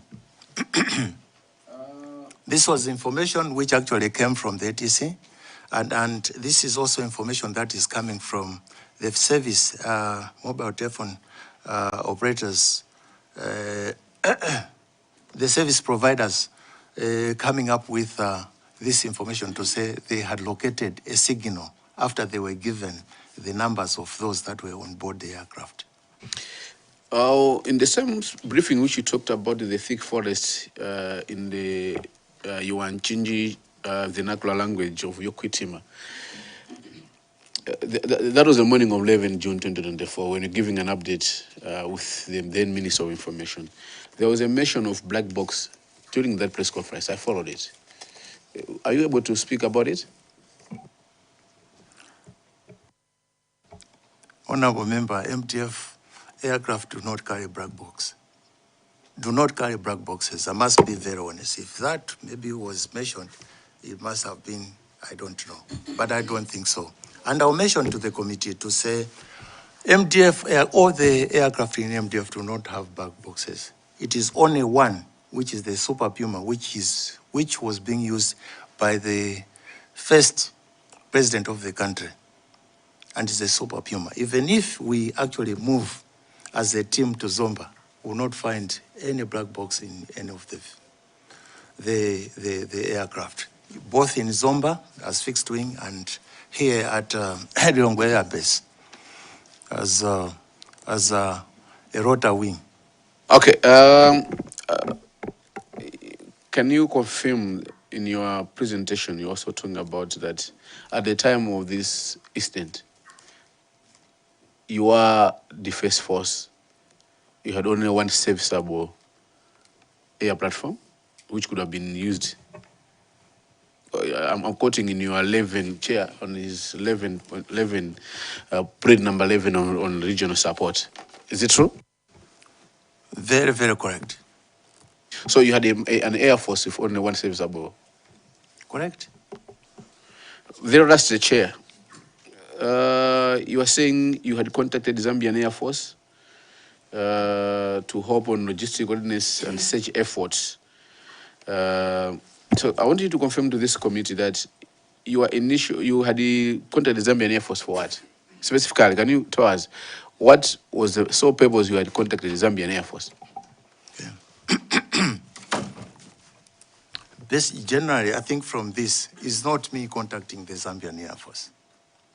No, I mentioned two people, the Air Force commander to actually contact his counterpart in Zambia, based on the Standing Aviation Committee's protocol, which talks about assisting sister countries during emergencies. noting that we are friendly or we are friends, and also the Minister of Defense at the time contacting his counterpart, Minister of Defense. So these two are the ones that contacted the Zambian counterparts. But okay, fine, thank you. You were saying they responded positively to help the search effort, but they needed the necessary logistical arrangements for development in the for deployment into search area. Can you help us this necessary logistical arrangement? Who was to make this arrangement? Was it Malawi Defense Force, Malawi government, or Zambian counterpart? Thank you very much. It was the Malawi government on behalf of the MDF, because they wanted to come, but they said they wanted to be assisted with fuel and accommodation for the pilots or the crew that were coming with the platforms. So they can only, you're saying they only present themselves in the following day of the morning? Correct, because the discussion took place in the evening and they could not make themselves ready because also there was there were bureaucracies that were supposed to be respected within their hierarchy of command. Certainly those preparations would take long, and with that they promised or they made sure that they could only arrive in Malawi the next day. In your veracity as a commander of the then commander of Malawi Defense Force, what's your general feeling on the preparedness of the defense force in terms of emergency? I submit, Chair. That'll be my last one. Thank you very much. That's a very good one. At the time, in terms of preparedness, I think the Malawi Defense Force, in terms of air assets, were actually below the accepted level of preparedness, because we didn't have support. I don't see a friendly face which I could have referred to from the previous cohort of the members of parliament who were answering to the Defense and Oversight Committee of Security, that several times concerns were actually advanced to say we need actually to upgrade our aircraft, and over and above that also procure new equipment in terms of aircraft itself, and also supporting accessories or ancillary gear. But maybe due to issues of financial constraints, then these were never provided to the Defense Force. So if you ask me, I want to say yes, I think the level of preparedness at the time was very low. But that does not actually, that does not give us a leeway to say when we were actually launching the flight, we did not actually respond to the particularities or the particulars that are required to certify an aircraft to actually fly. So we could fly, yes, but level of preparedness on the part of supporting such platforms during excursions was actually limited. I thank you, the member of the committee. That's all, Chair. So I had recognized Mulanje North, then we go to Lilongwe Mude. Honorable Chair, I just wanted to confirm that from the last cohort, I had been on the Defense and Security Committee of Parliament. Thank you. Noted. Yeah. Thank you, Chair. Permission to engage the witness.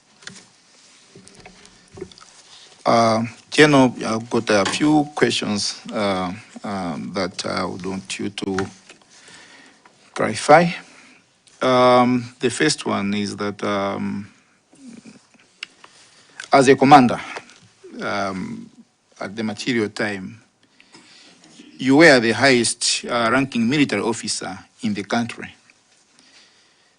Is it correct that all military operations, including the transportation of VVIPs, required your ultimate authorization?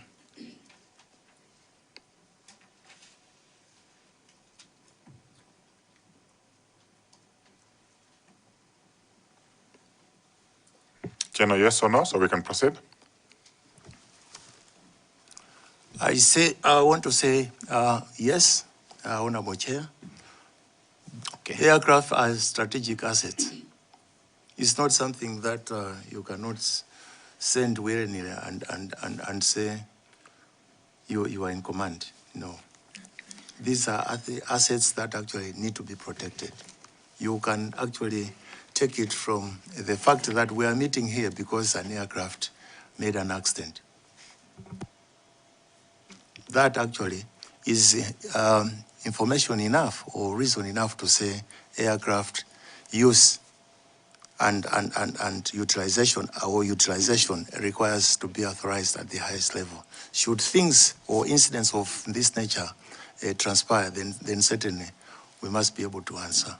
That's why highest command is required to give his hand of authority on their use. So in summary is that you are confirming that the ultimate authorization came from you?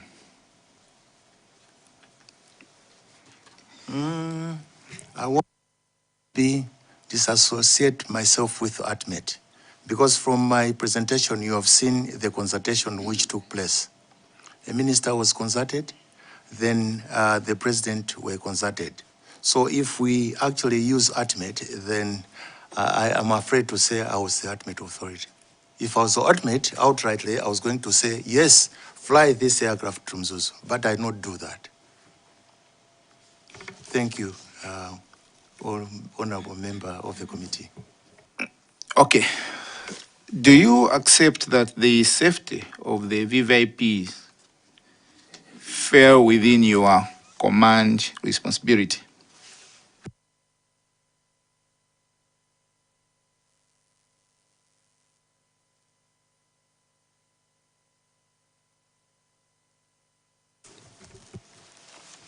Very, very correct. And not only VVIP, but anything that is human. Anything that is human for under my care of responsibility. Is it correct that MDF has a standard operating procedure for VVIP transport, which requires that the commander personally approve any flight carrying the vice president or the president? Yes, that is very, very correct. But I want to deviate a bit. There are two. One is a standing operating procedure, and the other one is a standard operating procedure. Of the two, or the two answer to this question, but there are differences, or I would say there are nuances. Is it correct that you personally approved the flight of the Donia on the 10th June 2024, carrying the vice president and the 8 other passengers? It is not correct, because I've referred to two people I consulted, the minister and the president. So I wouldn't actually fall into answering to say yes, yes, yes. No, I consulted two people, and that is in black and white in this presentation which I made. Maybe just as a follow-up, yes, you had said about a consultation, but I'm talking of approving to say this flight, this plane can take off. did you personally approve that? Yes, I did. After receiving authority from the powers that be at the time, then certainly I had to approve following those lines of authority. Now, if you can just the mic. From our engagement with the President General, one of the considerations that is taken into account before the flight is approved is weather constraints. In this particular case, did you get a briefing on the weather before approving that the Donia should fly from Zuzu to Lilongwe and back? There was an approval, and this is coming from the reflection or the background that the aircraft was in Munzuzu, and it was able to fly from Munzuzu to Lilongwe. So actually the opposite is true as well, to say at that time, the thinking of the pilots at that time, were that maybe they were going to be able to arrive at their destination. If that was not the case, then certainly the onus was upon them to actually give us the factors that would have restricted their flying back to Mzuzu.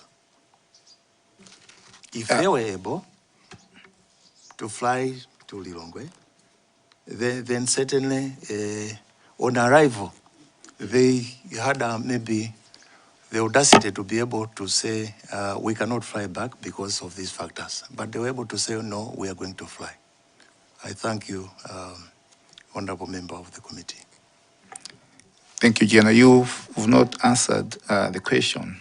The question was, did you get any weather briefing before approving the flight from Zuzu to Lilongwe and back?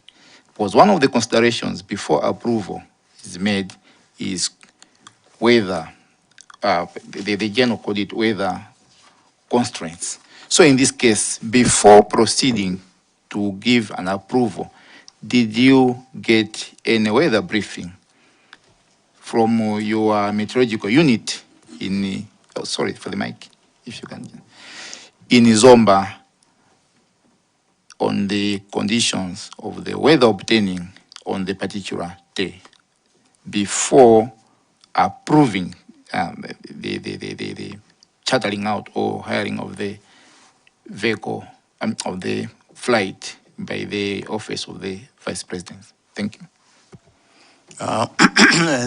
Thank you very much. They gave us a briefing, or they gave me the briefing. I got this from the Air Force to say they could be able to fly. Then that was the reason why I said the mission could actually proceed. Thank you, honorable member of the committee. So the briefing was that the pilots were cleared to say whether in Mzuzu is okay, you can go fly from Mzuzu to Lilongwe.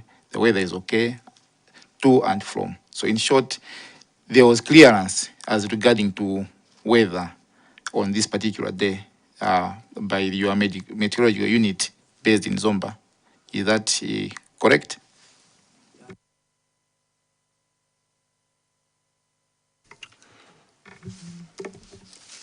Is that it? No. Just. Geno, you have indicated in the engagement, the fellow members of Parliament, that various operational responsibilities were delegated to subordinate officers.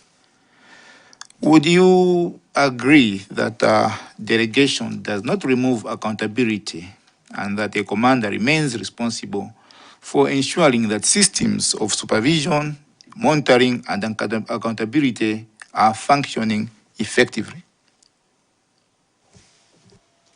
I agree. Now, if those systems failed, does that not represent a failure of command at the highest level?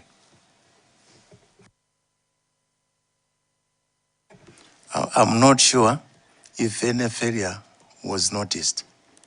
And in my presentation, if at all it was mentioned, it did not fail. Certain things would would be able to malfunction. Nature is nature. Anything that is made by man can be subjected to failure, and that is normal. I think we should be able to understand that, honorable member of the committee. So yes, you cannot actually discount accountability when you're talking about matters of delegation. I want to say, yes, you remain accountable through and through. But there are certain instances where certain things would not work according to what is planned. So we cannot generalize or come with with kind of a generalization to say, yes, maybe this failed because maybe you did not supervise. I want to run away from that, because that would not be a correct position of trying to arrive at a position. General, would you agree that a commander is expected not only to respond to problems once they arise, but also to identify risks, prevent failures, and ensure that adequate systems are in place before tragedy occurs? Yes, I would want to accept that, but I'll give a scenario. You are an institution, or you have a car and you have a driver. You want to send that driver to collect a parcel either in Blantyre or Mzuzu. You are thinking will be he's going to be able to arrive Blantyre or Mzuzu. But along the way, that driver makes or maybe encounters an accident. Would that be equated to say you were not responsible, or you were accountable maybe to maybe the accident that actually transpired? Maybe no. There are certain forces of nature that will actually take place. And a margin of error in anything that is actually planned is allowed in an operation. So I think we need to live with that kind of understanding. Finally, given the issues that have emerged before this committee, one of which is you authorizing an airplane with no functional ETL. Is it ELT? Again, allowing the plane to go to Mzuzu and land at an airport that is not certified to with safety for landing. Would that not construe negligence on your part? Honorable, the last part. Okay, so you, maybe I should take it from here. You can confirm that you authorized or allowed a plane that had no function ELT to fly the vice president and the 8 others, isn't it? I should start from there first. Thank Thank you very much. I want to actually refer you to the consultations. You note that I talked to, or I consulted the Air Force commander to say, can this aircraft be able to expedite the mission? He gave me a positive. If it was a positive from an expert, even if it was you, what would you do? No, I'm just trying, I just wanted to confirm that you authorized, allowed a plane that had no functioning ELT to fly the vice president and the rest of the passengers, isn't it? So maybe while you're there, at the time that you were authorizing, did you know that the aircraft was an aircraft ambulance and not an aircraft VVIP anymore? Because it was configured to carry a coffin carrying late Rafka Sambara. So at the time you were authorizing the aircraft ambulance, were you aware that the vice president's comfortability and convenience on this particular flight will be compromised?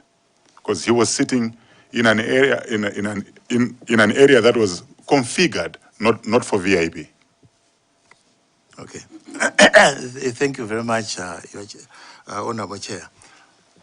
I want to say no, because these people, when they were being tasked, they actually configure the aircraft.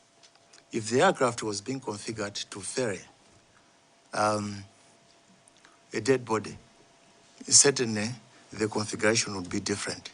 And when the vice president was being allowed to actually take the aircraft and travel to Mzuzu, certainly they were supposed to be the exercise of reconfiguring the aircraft back to a VVIP status. If that did not happen, then maybe that was the fault of those that were operating the aircraft. But that was not supposed to be the case. And I'm sure these people knew and understood that the person they were going to actually transport with his entourage was actually carrying a status of a VVIP. Then certainly that configuration was supposed to have taken place. I want maybe to actually articulate in that manner in response to this question. Now, coming to this, that I did authorize an aircraft. It was a recommendation from my subordinates. I consulted, is the aircraft okay? The issue of the ELT, okay, electronic locating or locator transponder. Understand what transpired, and I hope maybe the gentleman who was the chief of the Air Force, commander of the Air Force, will come and articulate about this issue. The transponder is not that was faulty, no. It's that it had changed, it had been modernized, and it could not actually respond to the modern transponders. And as such, they could actually, no, it could not actually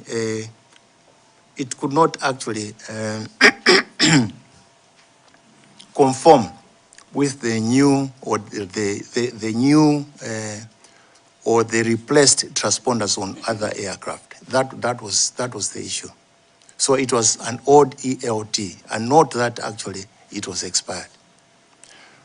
But that, I think, there was a reconfiguration, and it could not actually respond to the new frequencies which were actually applied to new ELTs. So if you ask me about authorizing is something that was faulty, I want to say, or I want to transfer responsibility to the gentleman who I had consulted and actually give me an express authority, or maybe an express yes, General, this aircraft can be able to actually operate effectively and is serviceable. Thank you. Okay, I remember you had asked me to say the second part. Okay, so I was on the issue of negligence. So one, the premise was that you, despite knowing that the plane was faulty, nevertheless authorized it to go, and the ferry VVIP, with the late vice president and the passengers, The second arm of the negligence was that you allowed this plane to go to Mzuzu, an airdrome that is not licensed. This part, I'm not aware that the airdrome is not licensed. For your information, maybe it's information from you. So, civic me, honorable member of the committee. I didn't mention that, you are mentioning it. I'm very happy that I have learned. But at the time, that information was unavailable to me. Yeah, actually, this is what you as a general should have acclimatized yourself. Is the flight safe? Is it safe for the passengers? Where is it going? Is it safe for landing? So had you taken a safe to go through these protocols, you should have known that Mzuzu Airdrome is not licensed to for planes to land on that to land there. So my question remains that don't you think your office was negligent in failing to oversee these safety concerns? 40 plane, 2 unlicensed airdrome. Thank you. So maybe And that is all. just to answer what he said, he didn't know, the general didn't know, but the issue is we were informed by Mzuzu Airport, aviation authorities, that the airport is not licensed. That's what we were informed, also confirmed by aviation authorities. So the question is, how come you were not made aware when this was common knowledge within the aviation that Mzuzu Airport was not licensed? Thank you very much, Honorable Chair. I think maybe it was an oversight on their part to actually securate this kind of information, because time and again the airport was being utilized by ourselves and a number of people that we were transporting using the same asset or the same platform to Mzuzu and back to Lilongwe. And not only on this route, but other routes as well. So yes, it would be called negligence, but understand we are coming from where this was not actually announced to us. It was never secreted. Otherwise, maybe we're going to get it as a caveat and say, no, we cannot actually expedite this because of this.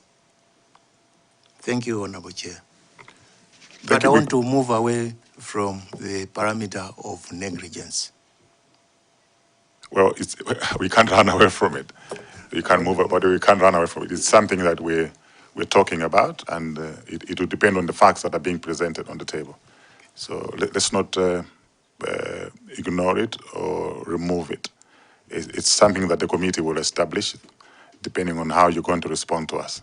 Lilongwe Mude.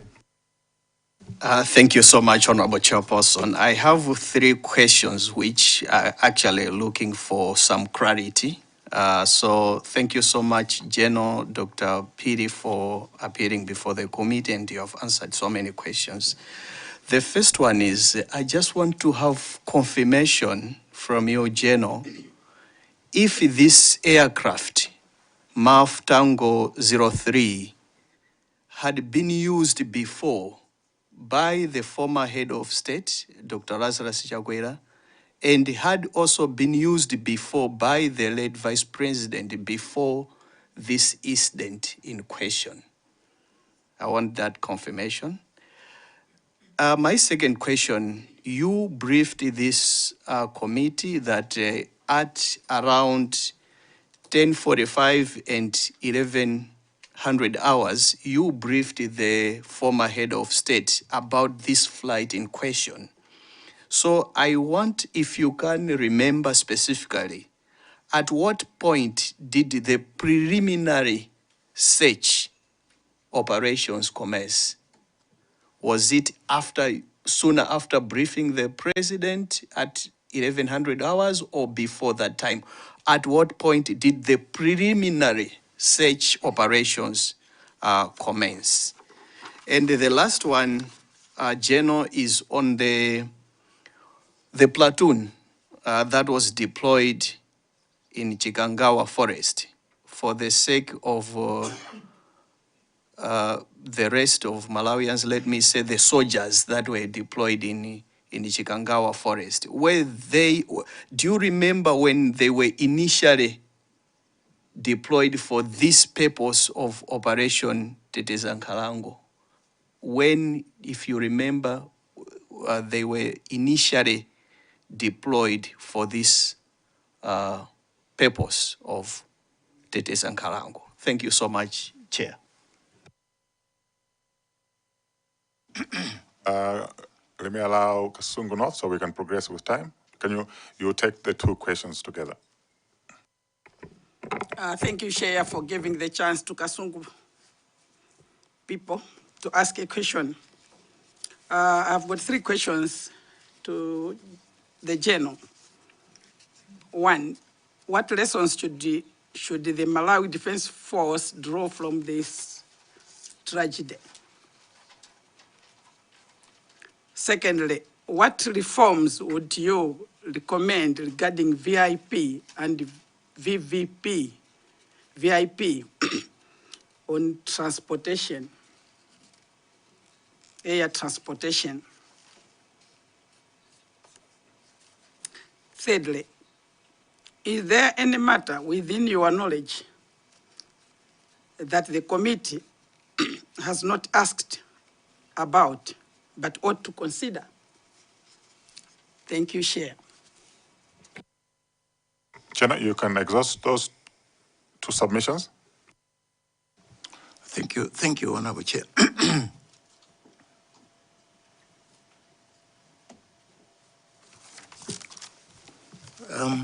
Thank you very much, Honorable Chair. I'll start with the questions that I've obtained from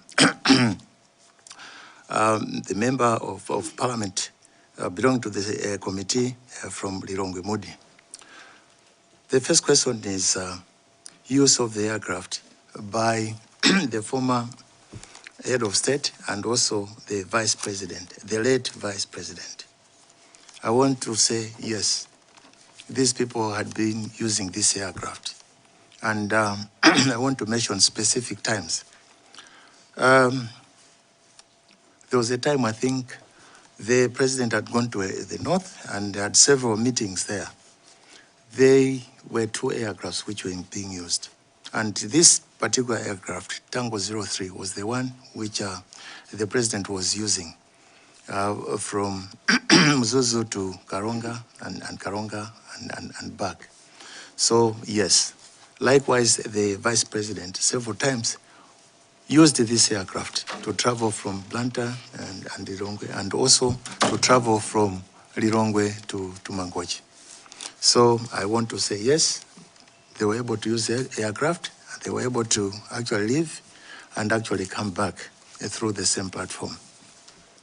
The second question was when the preliminary research commenced. If you look at my presentation, you want to understand that straight away, when I was directing the Air Force commander, I mentioned that I think he should actually look around from the, or find information from aerodromes around the region, within the northern region. That is, we were looking at Karonga, then we also was also advising to look at Likoma. Over and above that, we're looking at those that are within the proximity of the location where the aircraft was going. That was on the left or on the west, Zambia. And we're talking about maybe Lundazi and Chipata. And in the north, we're talking about Lichinga, actually Mbeya in Tanzania. And on the eastern side, we're looking at Lichinga in Mozambique. So basically, when we're talking about commencing preliminary research, these were some of the activities that constituted the preliminary research. So if you ask me, I would say as soon as we actually realized that the aircraft had actually been lost in terms of its signal, then certainly that was the first port of call. We are also talking about aircrafts that were flying in the airspace, or that uses the airspace that actually passes through the area where this aircraft was going. You want to understand that we directed, or I directed, that there should be a deliberate attempt to actually consult or contact Ethiopian Airlines and also Kenya Airways, which I think eventually they responded that they didn't have any sighting nor contact with the aircraft. So I think these were part of the preliminary searches that we were. And in addition, we are talking about also the issue of the phones that the members who were on board the flight that was actually going to Mzuzu. This was all part of this exercise. So commencement is as soon as we realized maybe that this aircraft was missing, then these were the activities that were undertaken at the time. The third question was about soldiers in Chikangawa. I'm not very sure whether I understood the question properly. Was it when they were first deployed? So basically, General, I wanted you to inform the committee on when the operation at Tetesankalango started. In other words, when was the platoon first deployed in Chikangawa, if you remember? I'm not privy to that information, or I'm a bit out of memory for when the soldiers were deployed, but it has been quite a while, because it started because of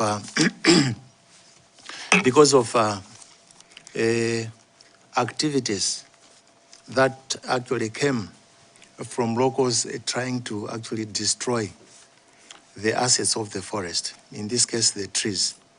And these actually obtained from, number one, burning, number two, maybe charcoal burning as well, and also illegal logging. Then from this, it was actually agreed that soldiers should be deployed and try as much as possible to prevent these occurrences to be occurring. I think those were the three questions from Lilongwe Mudi. And there are also three questions that have come from Kasungu North. Number one was, I think, lessons learned. The lessons learned, if you ask me, I would point at preparations and also coordination. Coordination to be very important. But over and above that, I think funding levels for some of these activities to take place. For example, if you are talking about a military, you need to understand it has got 4 services.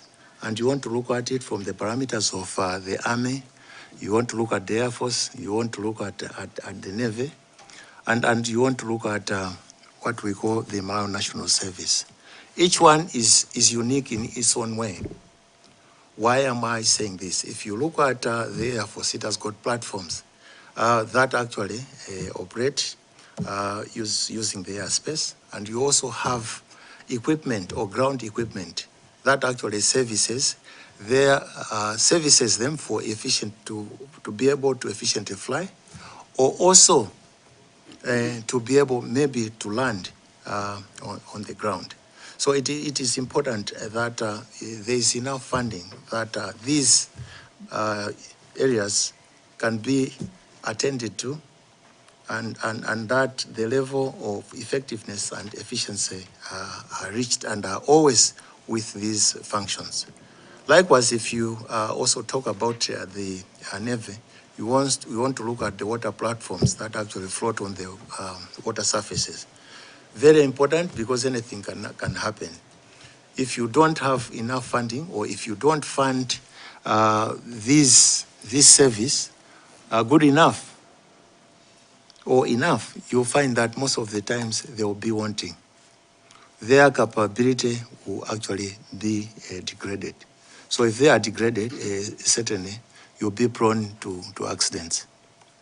So I would really want seriousness to actually be imposed when people are requesting for funding. And also maybe to go to the members of parliament that are sitting here in this committee, specifically those that answer, apart from maybe the budget itself, but when you want to look at responding to the budget that come from an institution like the MDF, to consider them. They actually save the nation because the assets that they look after or that they utilize are not for them, but are for the service of the nation. So the lessons learned is actually a care for equipment and also funding, but also proficiency in terms of maybe operating these platforms. Even the soldiers themselves, there are a number of things that one would want to look at. You want to look at equipment. Every day, forces are modernizing, and modernizing will actually modernizing and improving the force image would actually come from what is contemporary and specifically from the threats that obtain at a particular time. The second question was about reforms. Reforms are really important. And the first reform is maybe to reform the minds and the hearts of those that make decisions to fund these people. So I want to be very honest. Let's reform our minds, because sometimes we negatively respond to say, no, maybe this will be a lot of, maybe will just be a waste of financial resources. Maybe let's reform and try to be open enough so that we can be able to actually fund an institution like the MDF to a level where it can be effective and also efficient in whatever it does in its endeavor to actually service the dictates of what the state looks at in terms of harnessing or husbanding the aspect of security. I also want to look at the third area, which mostly is attached to the reforms. Areas of serious consideration. You want to look at these platforms, which are really, really very delicate. If you're looking at air platforms, if you're looking at maybe maritime or naval resources, these are assets that actually require a lot of attention in areas of maybe servicing, but also refreshing their outlook. If that is the area that needs to be considered, then I would actually prioritize it to be number one. So there are areas where you want to look at the services and you want to bounce that against the threats that obtain against the security of the state. By looking at that, then certainly we are going to come up with areas that we need to reinforce and actually renew or maybe improve the equipment and I would say assets that are used by the military. The other area is also interaction between, I think, the civilian component and those that are actually in the service. Maybe regular interaction so that we are aware of what is obtaining. There are cases in point where budgets have come from the MTF, but those I think, suggestions or propositions are never attended to. So it's something really that we need to consider. But also, I want to actually emphasize and reinforce that anything that has to wear the status of a VVIP must be given careful and strict attention. I think this is very, very important. I want to stop there and submit, honorable members. Sorry, Chair. Maybe he hasn't answered me, maybe question 52, question that I have. Question number 3. Is there any matter within your knowledge that the committee has not asked about but you ought to consider.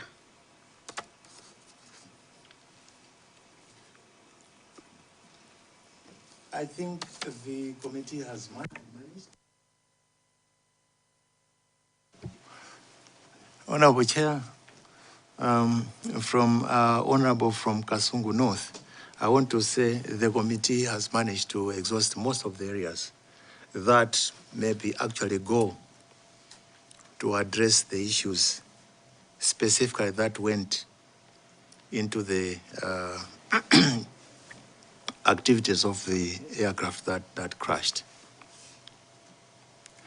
My only concern or area that I want to propose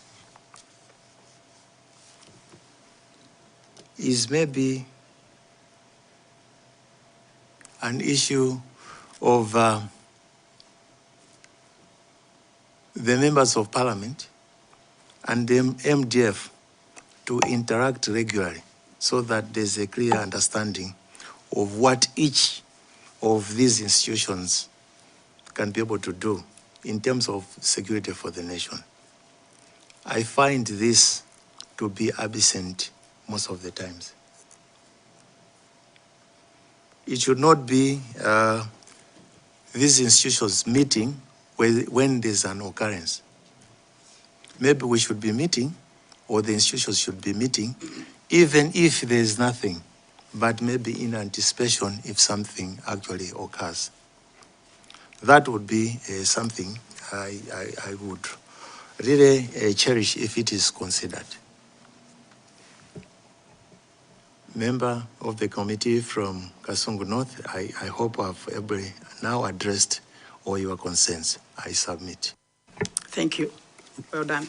So we're going to have a last question from the member, Karabe North. He's been itching to ask a question for a long time. Chair, thank you very much. I've been raising up my hands until I just stay quiet. I said, let the general leave without me at least asking question. General, sorry, I've got a report here for Commission of Inquiry for the presidency last time. On page 75, it reads, the commission further established that at 12:15 hours, His Excellency the President understood the MDF commander. I think it was you, right? Telephone calls as an alert to the effect that the aircraft was failing to land in Mzuzu due to bad weather and may be on its way back. I've underlined here. Then on your report, this sentiment, it changes.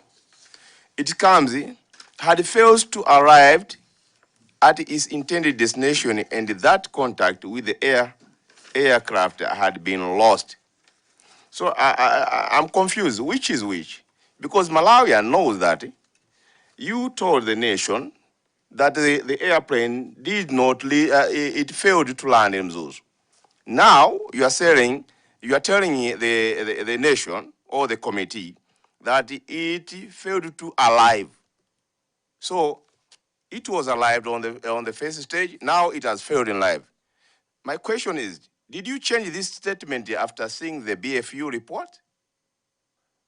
First question. Secondly, it was on a briefing. Here again, on your report, you say that the former president had instructed that the public be informed of development through appropriate official channel. Consequently, I coordinated closely with the Minister of Information, Honorable Moses Kunkuyu. My question comes, on your briefing, you were back-to-back with Moses Kunkuyu, the former Minister of Information. But we learned on that particular time that the minister informed the nation that the black box has been kept. But you didn't refute that sentiment to the minister or to the nation. What can you tell the nation? Because now you're saying the airplane, MDF airplane has got no black box. But the minister confirmed to the nation that the black box has been kept safe. So my question here is why you didn't refute at that particular time, and now you are bringing that the airplane does not have a black box. Thank you, Chair, for giving me this chance. Over to you, General. Thank you very much. Honorable member from Ngata Bay North. Thank you very much. I think the first question is based on the BFU report and my presentation. And there are two statements. One from the BFU report is talking about the aircraft failing to land. And in my report, I'm saying the aircraft failing to arrive. I'm not very sure, maybe. Excuse, Chair, point of correction. You reported, not the BFU report, on the first you reported on the Commission of Inquiry, the previous one, that the airport failed to land in Mzuzu due to bad weather. Here they have mentioned, you said due to bad weather. Here you are telling us it had failed to arrive at its intended destination. So my question was, did you blow this information after you have seen, you lady, or you have seen the photo or satellite photo from BFU report? Thank you. Okay, thank you. No, I think the two statements are almost the same. Maybe is the way of presentation. Failing to arrive and failing to land, I don't think there's a difference. Even if I use Chichewa, walepera kufika, walepera, I think they are one and the same thing. I'm not very sure how you would want to package and contextualize your question. I think they are one and the same. And maybe you simply want to bring me to attention of the BFU report. Thank you very much. I want to say thank you. Because the BFU report, and I could not actually talk about what is in the other statements that are in the other reports. I didn't want to do that. I want you to actually sample what my feelings are and what I'm reporting, and based on the summons that were actually given to me. So the language which is being used, I think is one and the same. So I'm not very sure, maybe I am understanding or getting you right.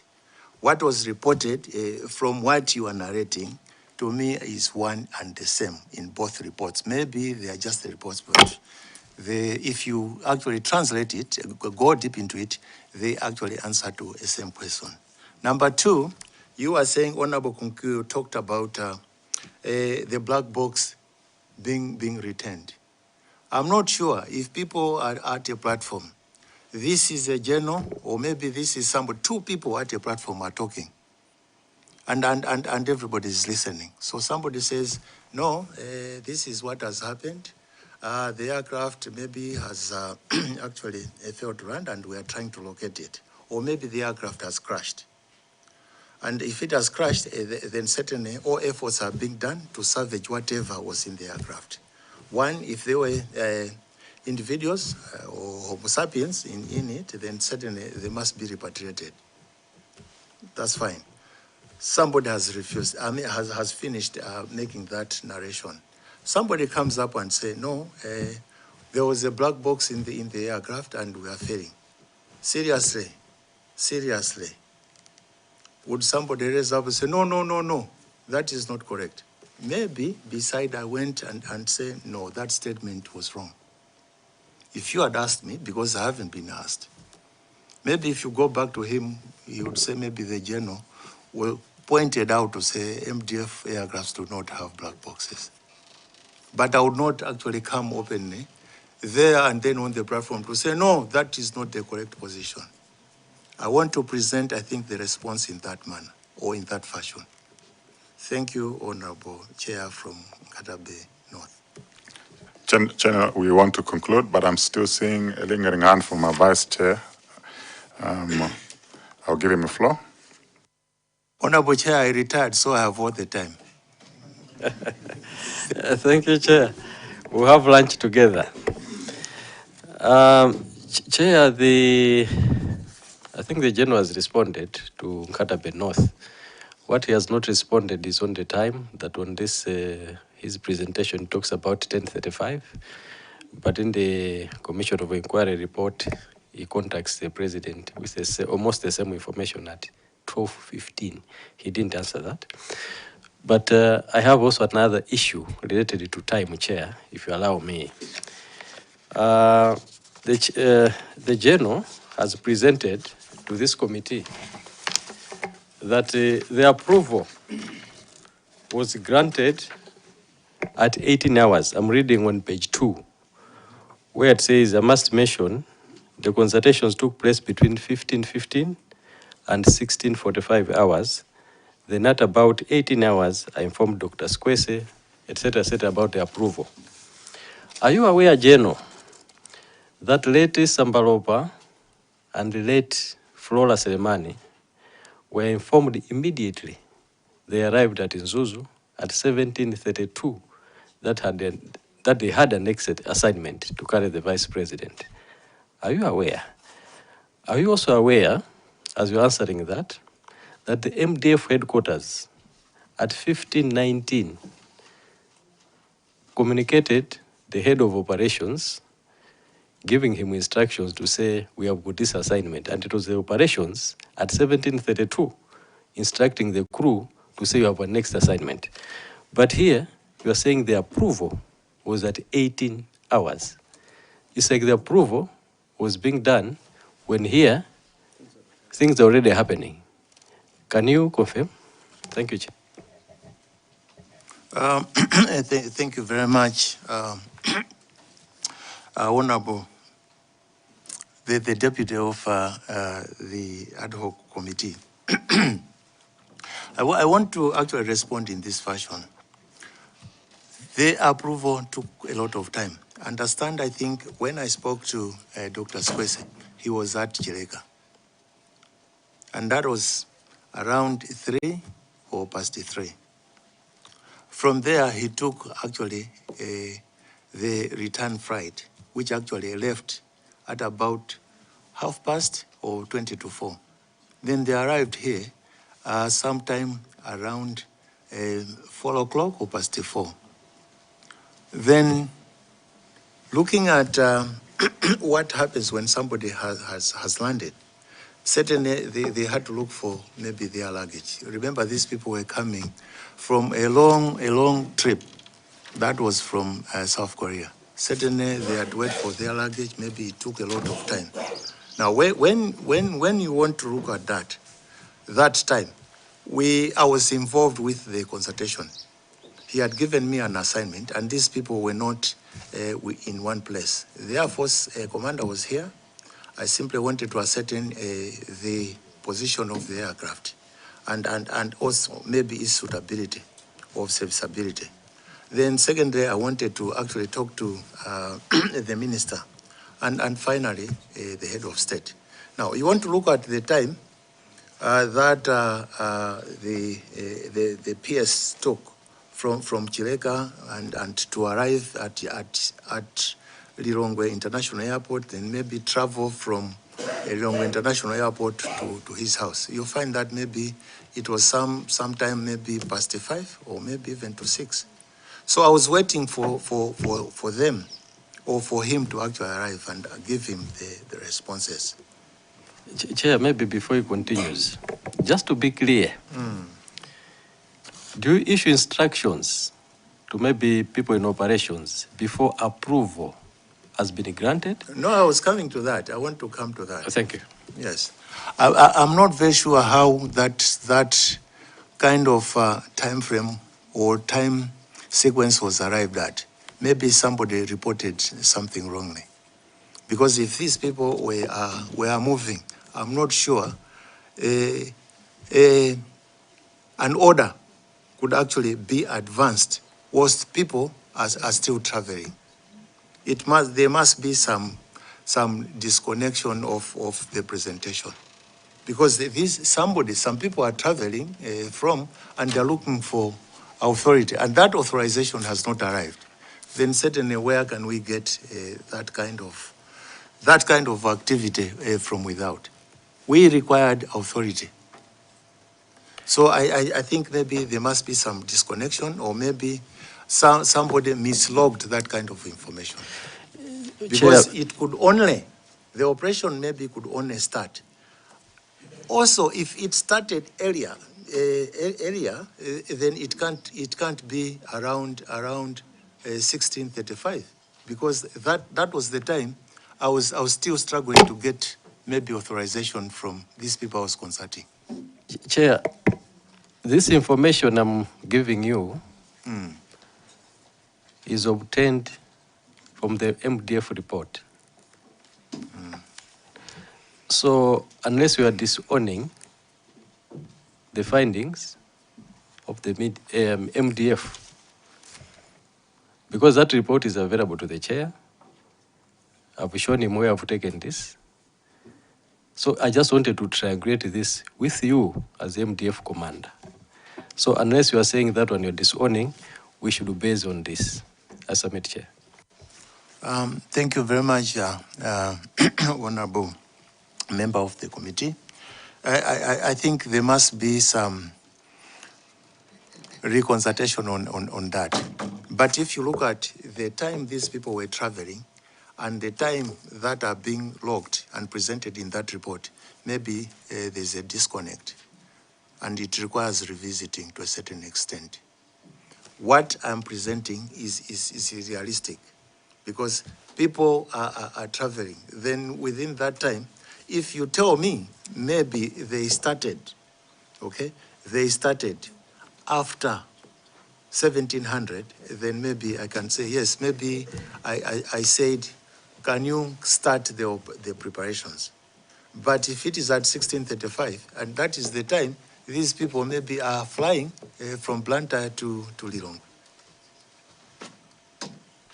Thank you, General. Thank you very much, General. Sorry to interrupt.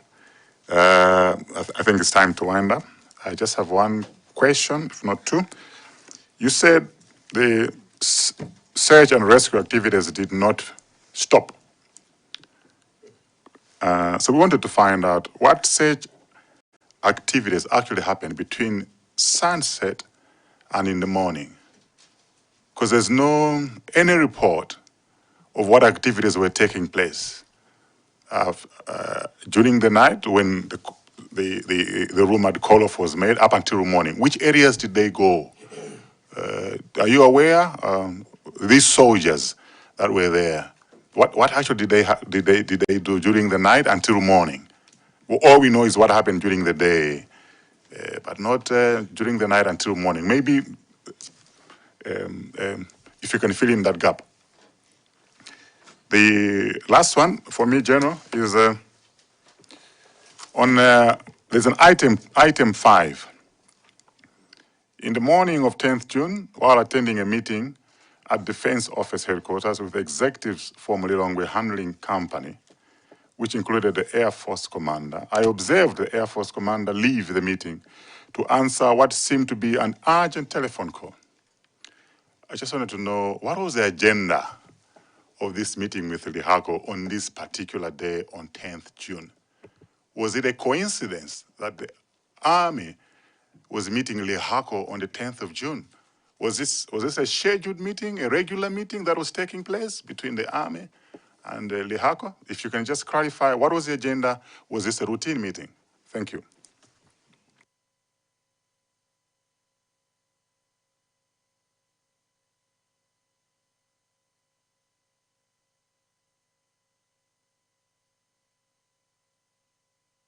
Thank you very much, Honorable Chair.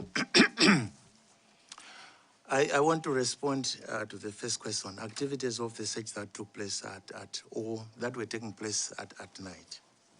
Remember I said the search commenced from the northern part of the forest, and they were from 2 locations. I said, number 1 is started from Kasitu camp, where the troops are located for Operation Tetezankarango. And the second one, or the second team, started from Vipia, the library aerodrome. Now, during this search, soldiers actually conduct patrols. So this task of the search and rescue was actually given as a mission to the soldiers at night to be conducting patrols by picketing the terrain or the forest. I am told, okay, somebody said the soldiers are equipped for this kind of operation, but maybe us, as the police, we are not properly equipped. But that was a concern which maybe was brought along the way. I just heard about it. But when you look at it, soldiers were patrolling, and the objective was actually to locate the aircraft. So there were patrols that were being sent or conducted to look for the aircraft that had been lost. These were the activities that took place. Unfortunately, that night, they did not, but they were progressing towards the northern part of the forest, or Chikangawa forest. So if we had ventured into the other part, then certainly would have known that wherever they were going was the direction where the aircraft was located, had crashed and also located. The second question, Honorable Chair, was the meeting with Rehago, and it's very interesting. You were saying, was it a routine one? Was it? I think there were two parameters that were added to the question. This one was not a routine meeting. It was a meeting whereby Rehago was trying to actually partner with the MDF to be utilizing the bigger aircrafts which were procured from China to actually be transporting merchandise from Malawi to different points where they had contracts. So they had actually come to the MDF to actually present their case. They had been urging for this meeting, but we were actually pressured with a number of activities. But we had found space on this particular day, so it was just a coincidence. Nothing wearing the pigmentation of a routine transpired from the occurrence of the meeting. It was simply planned and coincidental that as it was actually in progress, then this came, or the Air Force commander received this message from his people at the air base in Zomba. Thank you, Chair. A point of order, Chair. Yes. Yes. Chair, General here, when he was responding to the question from Honorable Member from Katabe, I guess, he said after the press briefing, how do members know that I had a conversation with the Honorable Minister behind the scenes? What if I told him that the information that you provided is wrong? Because I could not do that in front of the cameras. I thought maybe, Chair, we needed to know whether indeed that conversation was there behind the scenes. Thank you. Can you maybe just clarify that matter? This is an issue pertaining to the black box. Thank you very much, Honorable Chair. I said maybe I addressed that, but to me, as far as I'm concerned, I didn't hear that part. Or I knew MDF aircrafts do not have black boxes. Wherever, if it was mentioned, which I did not hear, and I want to mention to this, I did not hear. If it was reported, well and good, that was him. But MDF aircrafts do not have black boxes. And we can as a team, move today to Zomba, to the air base, and the information that we'll find, even if we surprise them or ambush them, that will be the material evidence that we'll find on the ground. Aircrafts will not have black boxes. If he mentioned that, maybe he mentioned it maybe with excitement, or maybe he was zealous with maybe trying to articulate issues. But as for me, certainly that would not have come from my mouth. And I think I didn't do that. Thank you, Honorable Chair. No, that's fair. I think we'll have an opportunity to interface with the former Minister of Information. So we'll seek further clarification at that time. But you have done your best to explain issues. And I think the public is very aware, is much aware now about the status of military aircrafts and existence or non-existence of black box. Before, it was a gray area, but now it's now common knowledge. Having gone this far, General, I would like to appreciate you for your stamina. Your endurance in this session has been commendable. You've given us much attention, and I'm sure there will be another interaction because your report was not complete. We'll discuss with the Secretary on how we can close this small bit, but you've pretty much said everything. Pretty much said everything. So you were the Commander-in-Chief, so you will appreciate why members were trying to get as much information as possible because you were directly responsible. And having said all this, General, a lot of things went wrong. I'm sure you agree.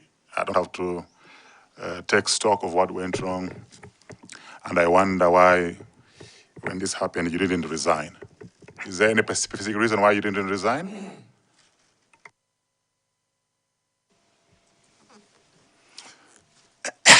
Honorable Chair, that's a very interesting, maybe direction of the consultation. I'm not sure. Maybe from your audit, how do you arrive or make somebody resign for certain things which somebody is thinking is going on right? Should I assume that by now you have come to a conclusion to say everything was wrong, then the commander should have resigned? Should I posit that kind of question? You should say everything, even what I've mentioned, amounts to a scenario where I should have resigned. General, I want to respond. So the reason being is that you were responsible as an army commander. Yes. You were accountable, all right? And members are bringing issue of accountability to you. Certainly there was a lot of failures that we have all pointed out. I don't have to list them. The list is endless. The EOT was not functional. The aircraft was not a VVIP aircraft. It was an ambulance. The search and rescue, you might have done some preliminary, but it was delayed, disorganized. It's a fact. Everybody knows Malawans are not happy the way the search and rescue was conducted. It's common knowledge, you know. Adverse weather conditions were ignored and the flight proceeded. You may not have been the pilot, but you approved the flight. And I'm just stating the facts as they are, that a lot of things went wrong. If things did not go wrong, that plane would not have crashed. Wouldn't have crashed. So I'm only stating it, and I want you to justify. This is a fair question. I want you to justify whether you resigning or was the right decision or not. And you have a right to defend yourself. Chair, I have problems with the line of questioning that you have taken and the conclusions that you are making, because I think they need us at the end of everything to make that conclusion that things were wrong.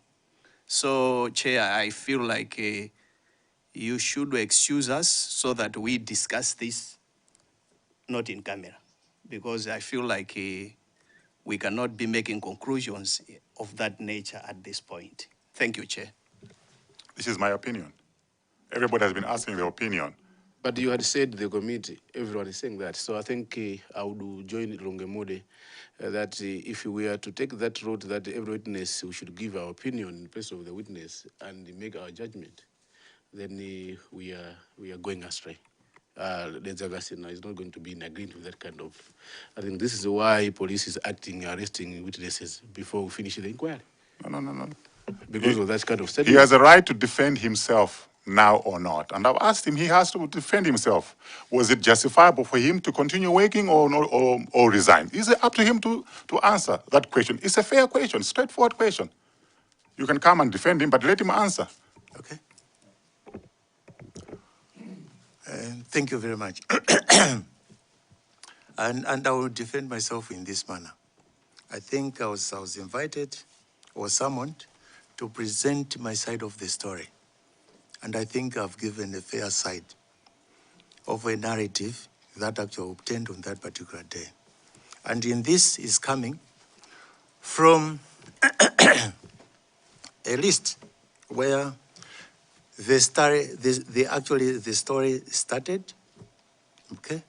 There is actually somebody reporting to me the aircraft is missing or has not landed wherever it's supposed to land. From there, I'm saying thank you very much. If that is the case, let's find out where it is. And I'm directing you as somebody who is responsible for overseeing or the oversight of running that institution to actually find out where this aircraft is. Then I'm coming out with the same to say, where did this begin? It was a request that came from a VVIP person, the second highest position person in the country, a vice president. Requests an asset from the MDF. Then along the way, this asset does not actually arrive or take him where he's supposed to go. I'm able to actually narrate how that was actually transacted or reacted to. I'm also talking about the consultations which I did to the various members and responding to actually the procedure that should obtain should a scenario or a situation of that manner transpire. I further go ahead to look at maybe the meetings that I had with the powers that be at the time, so that I could update them. Then we could also look at the preliminary measures that would amount to a preliminary search. Then from there, we actually transition to a physical search on the ground. Certainly, if these are the activities of somebody who is working to actually come out with a status or an outlook where the approach is result-oriented, I'm not sure whether this committee would come and discount or actually smear that person to say, maybe you were failing to do your job. Maybe the best thing that was going to happen was for me, from the onset, to simply say, I understand everything went wrong. As far as I'm concerned, I have been able to clearly advance my position. And I like your aggressiveness, Honorable Chairperson. That actually gives me the stimulus actually to respond, to say, no, no, no, I could not. I was doing my job, and I think I was doing it right. This is why I'm able to articulate the issues from the start to the finish. If along the way I was not able to address anything, then certainly I was not going to provide the answers which I've provided to the committee. So I would say kudos up for you for actually stimulating me to react in this manner. Honorable Chair, I was working and I could not resign. In a football match, you have been actually, you have been actually scored maybe 3 goals. Just simply say we are abandoning the match? No. My defense would actually come from this factual data that actually have actually complemented my narration of anything and everything that actually transpired from when the vice president made the request that he should actually fly to Mzuzu. Then whatever action actually obtained was by reaction. If that merits or disqualifies me to be a competent person, I want to say I'm refusing. I was one of the most competent generals in this land. Number one, my education, high standard. And it was not done in this country. Number two, If you look at my professional qualifications, you want to actually, if you check what I did and how I merited, they were all superb. I want to defend myself in that manner, which means delivery on the ground can be matched to what I achieved. Level of proficiency in that manner, and I think even this committee is convinced the general was able to respond appropriately. I never actually recused myself from any question that came from you honorable members. I think this is enough for my defense and defending myself. I want to stop there, Chair, congratulate you for actually stimulating me to respond in this manner. I submit and I thank you. I appreciate, General. There's certain things you didn't say outright, but they've come up that have provoked you. And I appreciate your reasons, the mitigating circumstances you have explained. And, so I just wanted to hear it from you. And not enough for me, but for the sake of everybody else. So this should mark the end, General, of our engagement with you. You may have any final words to say.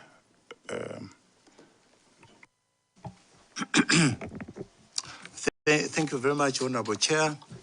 My final words is simply to congratulate the committee and also to thank government for considering to come back and take maybe a relook at what transpired and come up with a re-inquiry or a third or fourth inquiry on the same. So I think it's a job well done, and it's always good also to actually exhaust what actually transpired and for certain things to have happened. And be able to understand maybe what went wrong and also what went on right. That's the way how things can be improved. If that is not done, certain things cannot improve. My understanding is whatever was summoned or were the items that were given as summons to me were the terms of reference for me. And certainly I was supposed to respond within the confines of those items. This, I think, has been a good thing. Mostly, I know there's certain information that you did not know, or members of the committee did not know. And through this interaction, you are now in the know. I hope that to contribute enormously to you coming up with a position of what actually transpired. I think not all is lost. MDF will still continue being there, and I think it will strive to be a very good organization. It has always been, and I think it will contribute. And I hope it will continue contributing positively to the development of the country and also responding to anything that comes negatively that actually affects the efficient and proficient running of the country. In terms of threats, that can come maybe as natural or maybe artificial. Those I want really to list as things we should actually ride upon and do better. But also to request as members of parliament that when certain institutions of importance like the MDF, which are responsible for the security of the state, they should be actually listened to and considered. It should not just be, no, I think there are other priorities. I know priorities are set by looking at maybe the magnitude of the problems. But I think if you overlook defense or security, then certainly you are losing yourself. You cannot stay in a house, or you cannot call a house without a roof. It's not complete. So understand me from that perspective. If the MDF is not properly resourced, it will not give you the best. So please help the MDF to be resourced properly so that it can be able to undertake its functions properly. And so that also the nation can be defended appropriately. Assets that belong to the MDF or that are used or utilized or that are attached to the MDF are for the nation and not for the MDF as such. is for the nation to utilize. So let's take care of the MDF so that they take care of the access that they are given for them to be able to actually service the day-to-day requirements, good or bad, that the nation encounters. I want to stop there, but I want to thank you for the interaction that, should I say, intensive interaction that I've had with the committee. And also the parting shot that came from the chair of the committee. The chair and everybody else belonging to the committee, I want to thank you. And I submit. Thank you. Thank you, Jenna. You may take leave. Thank you. Thank you.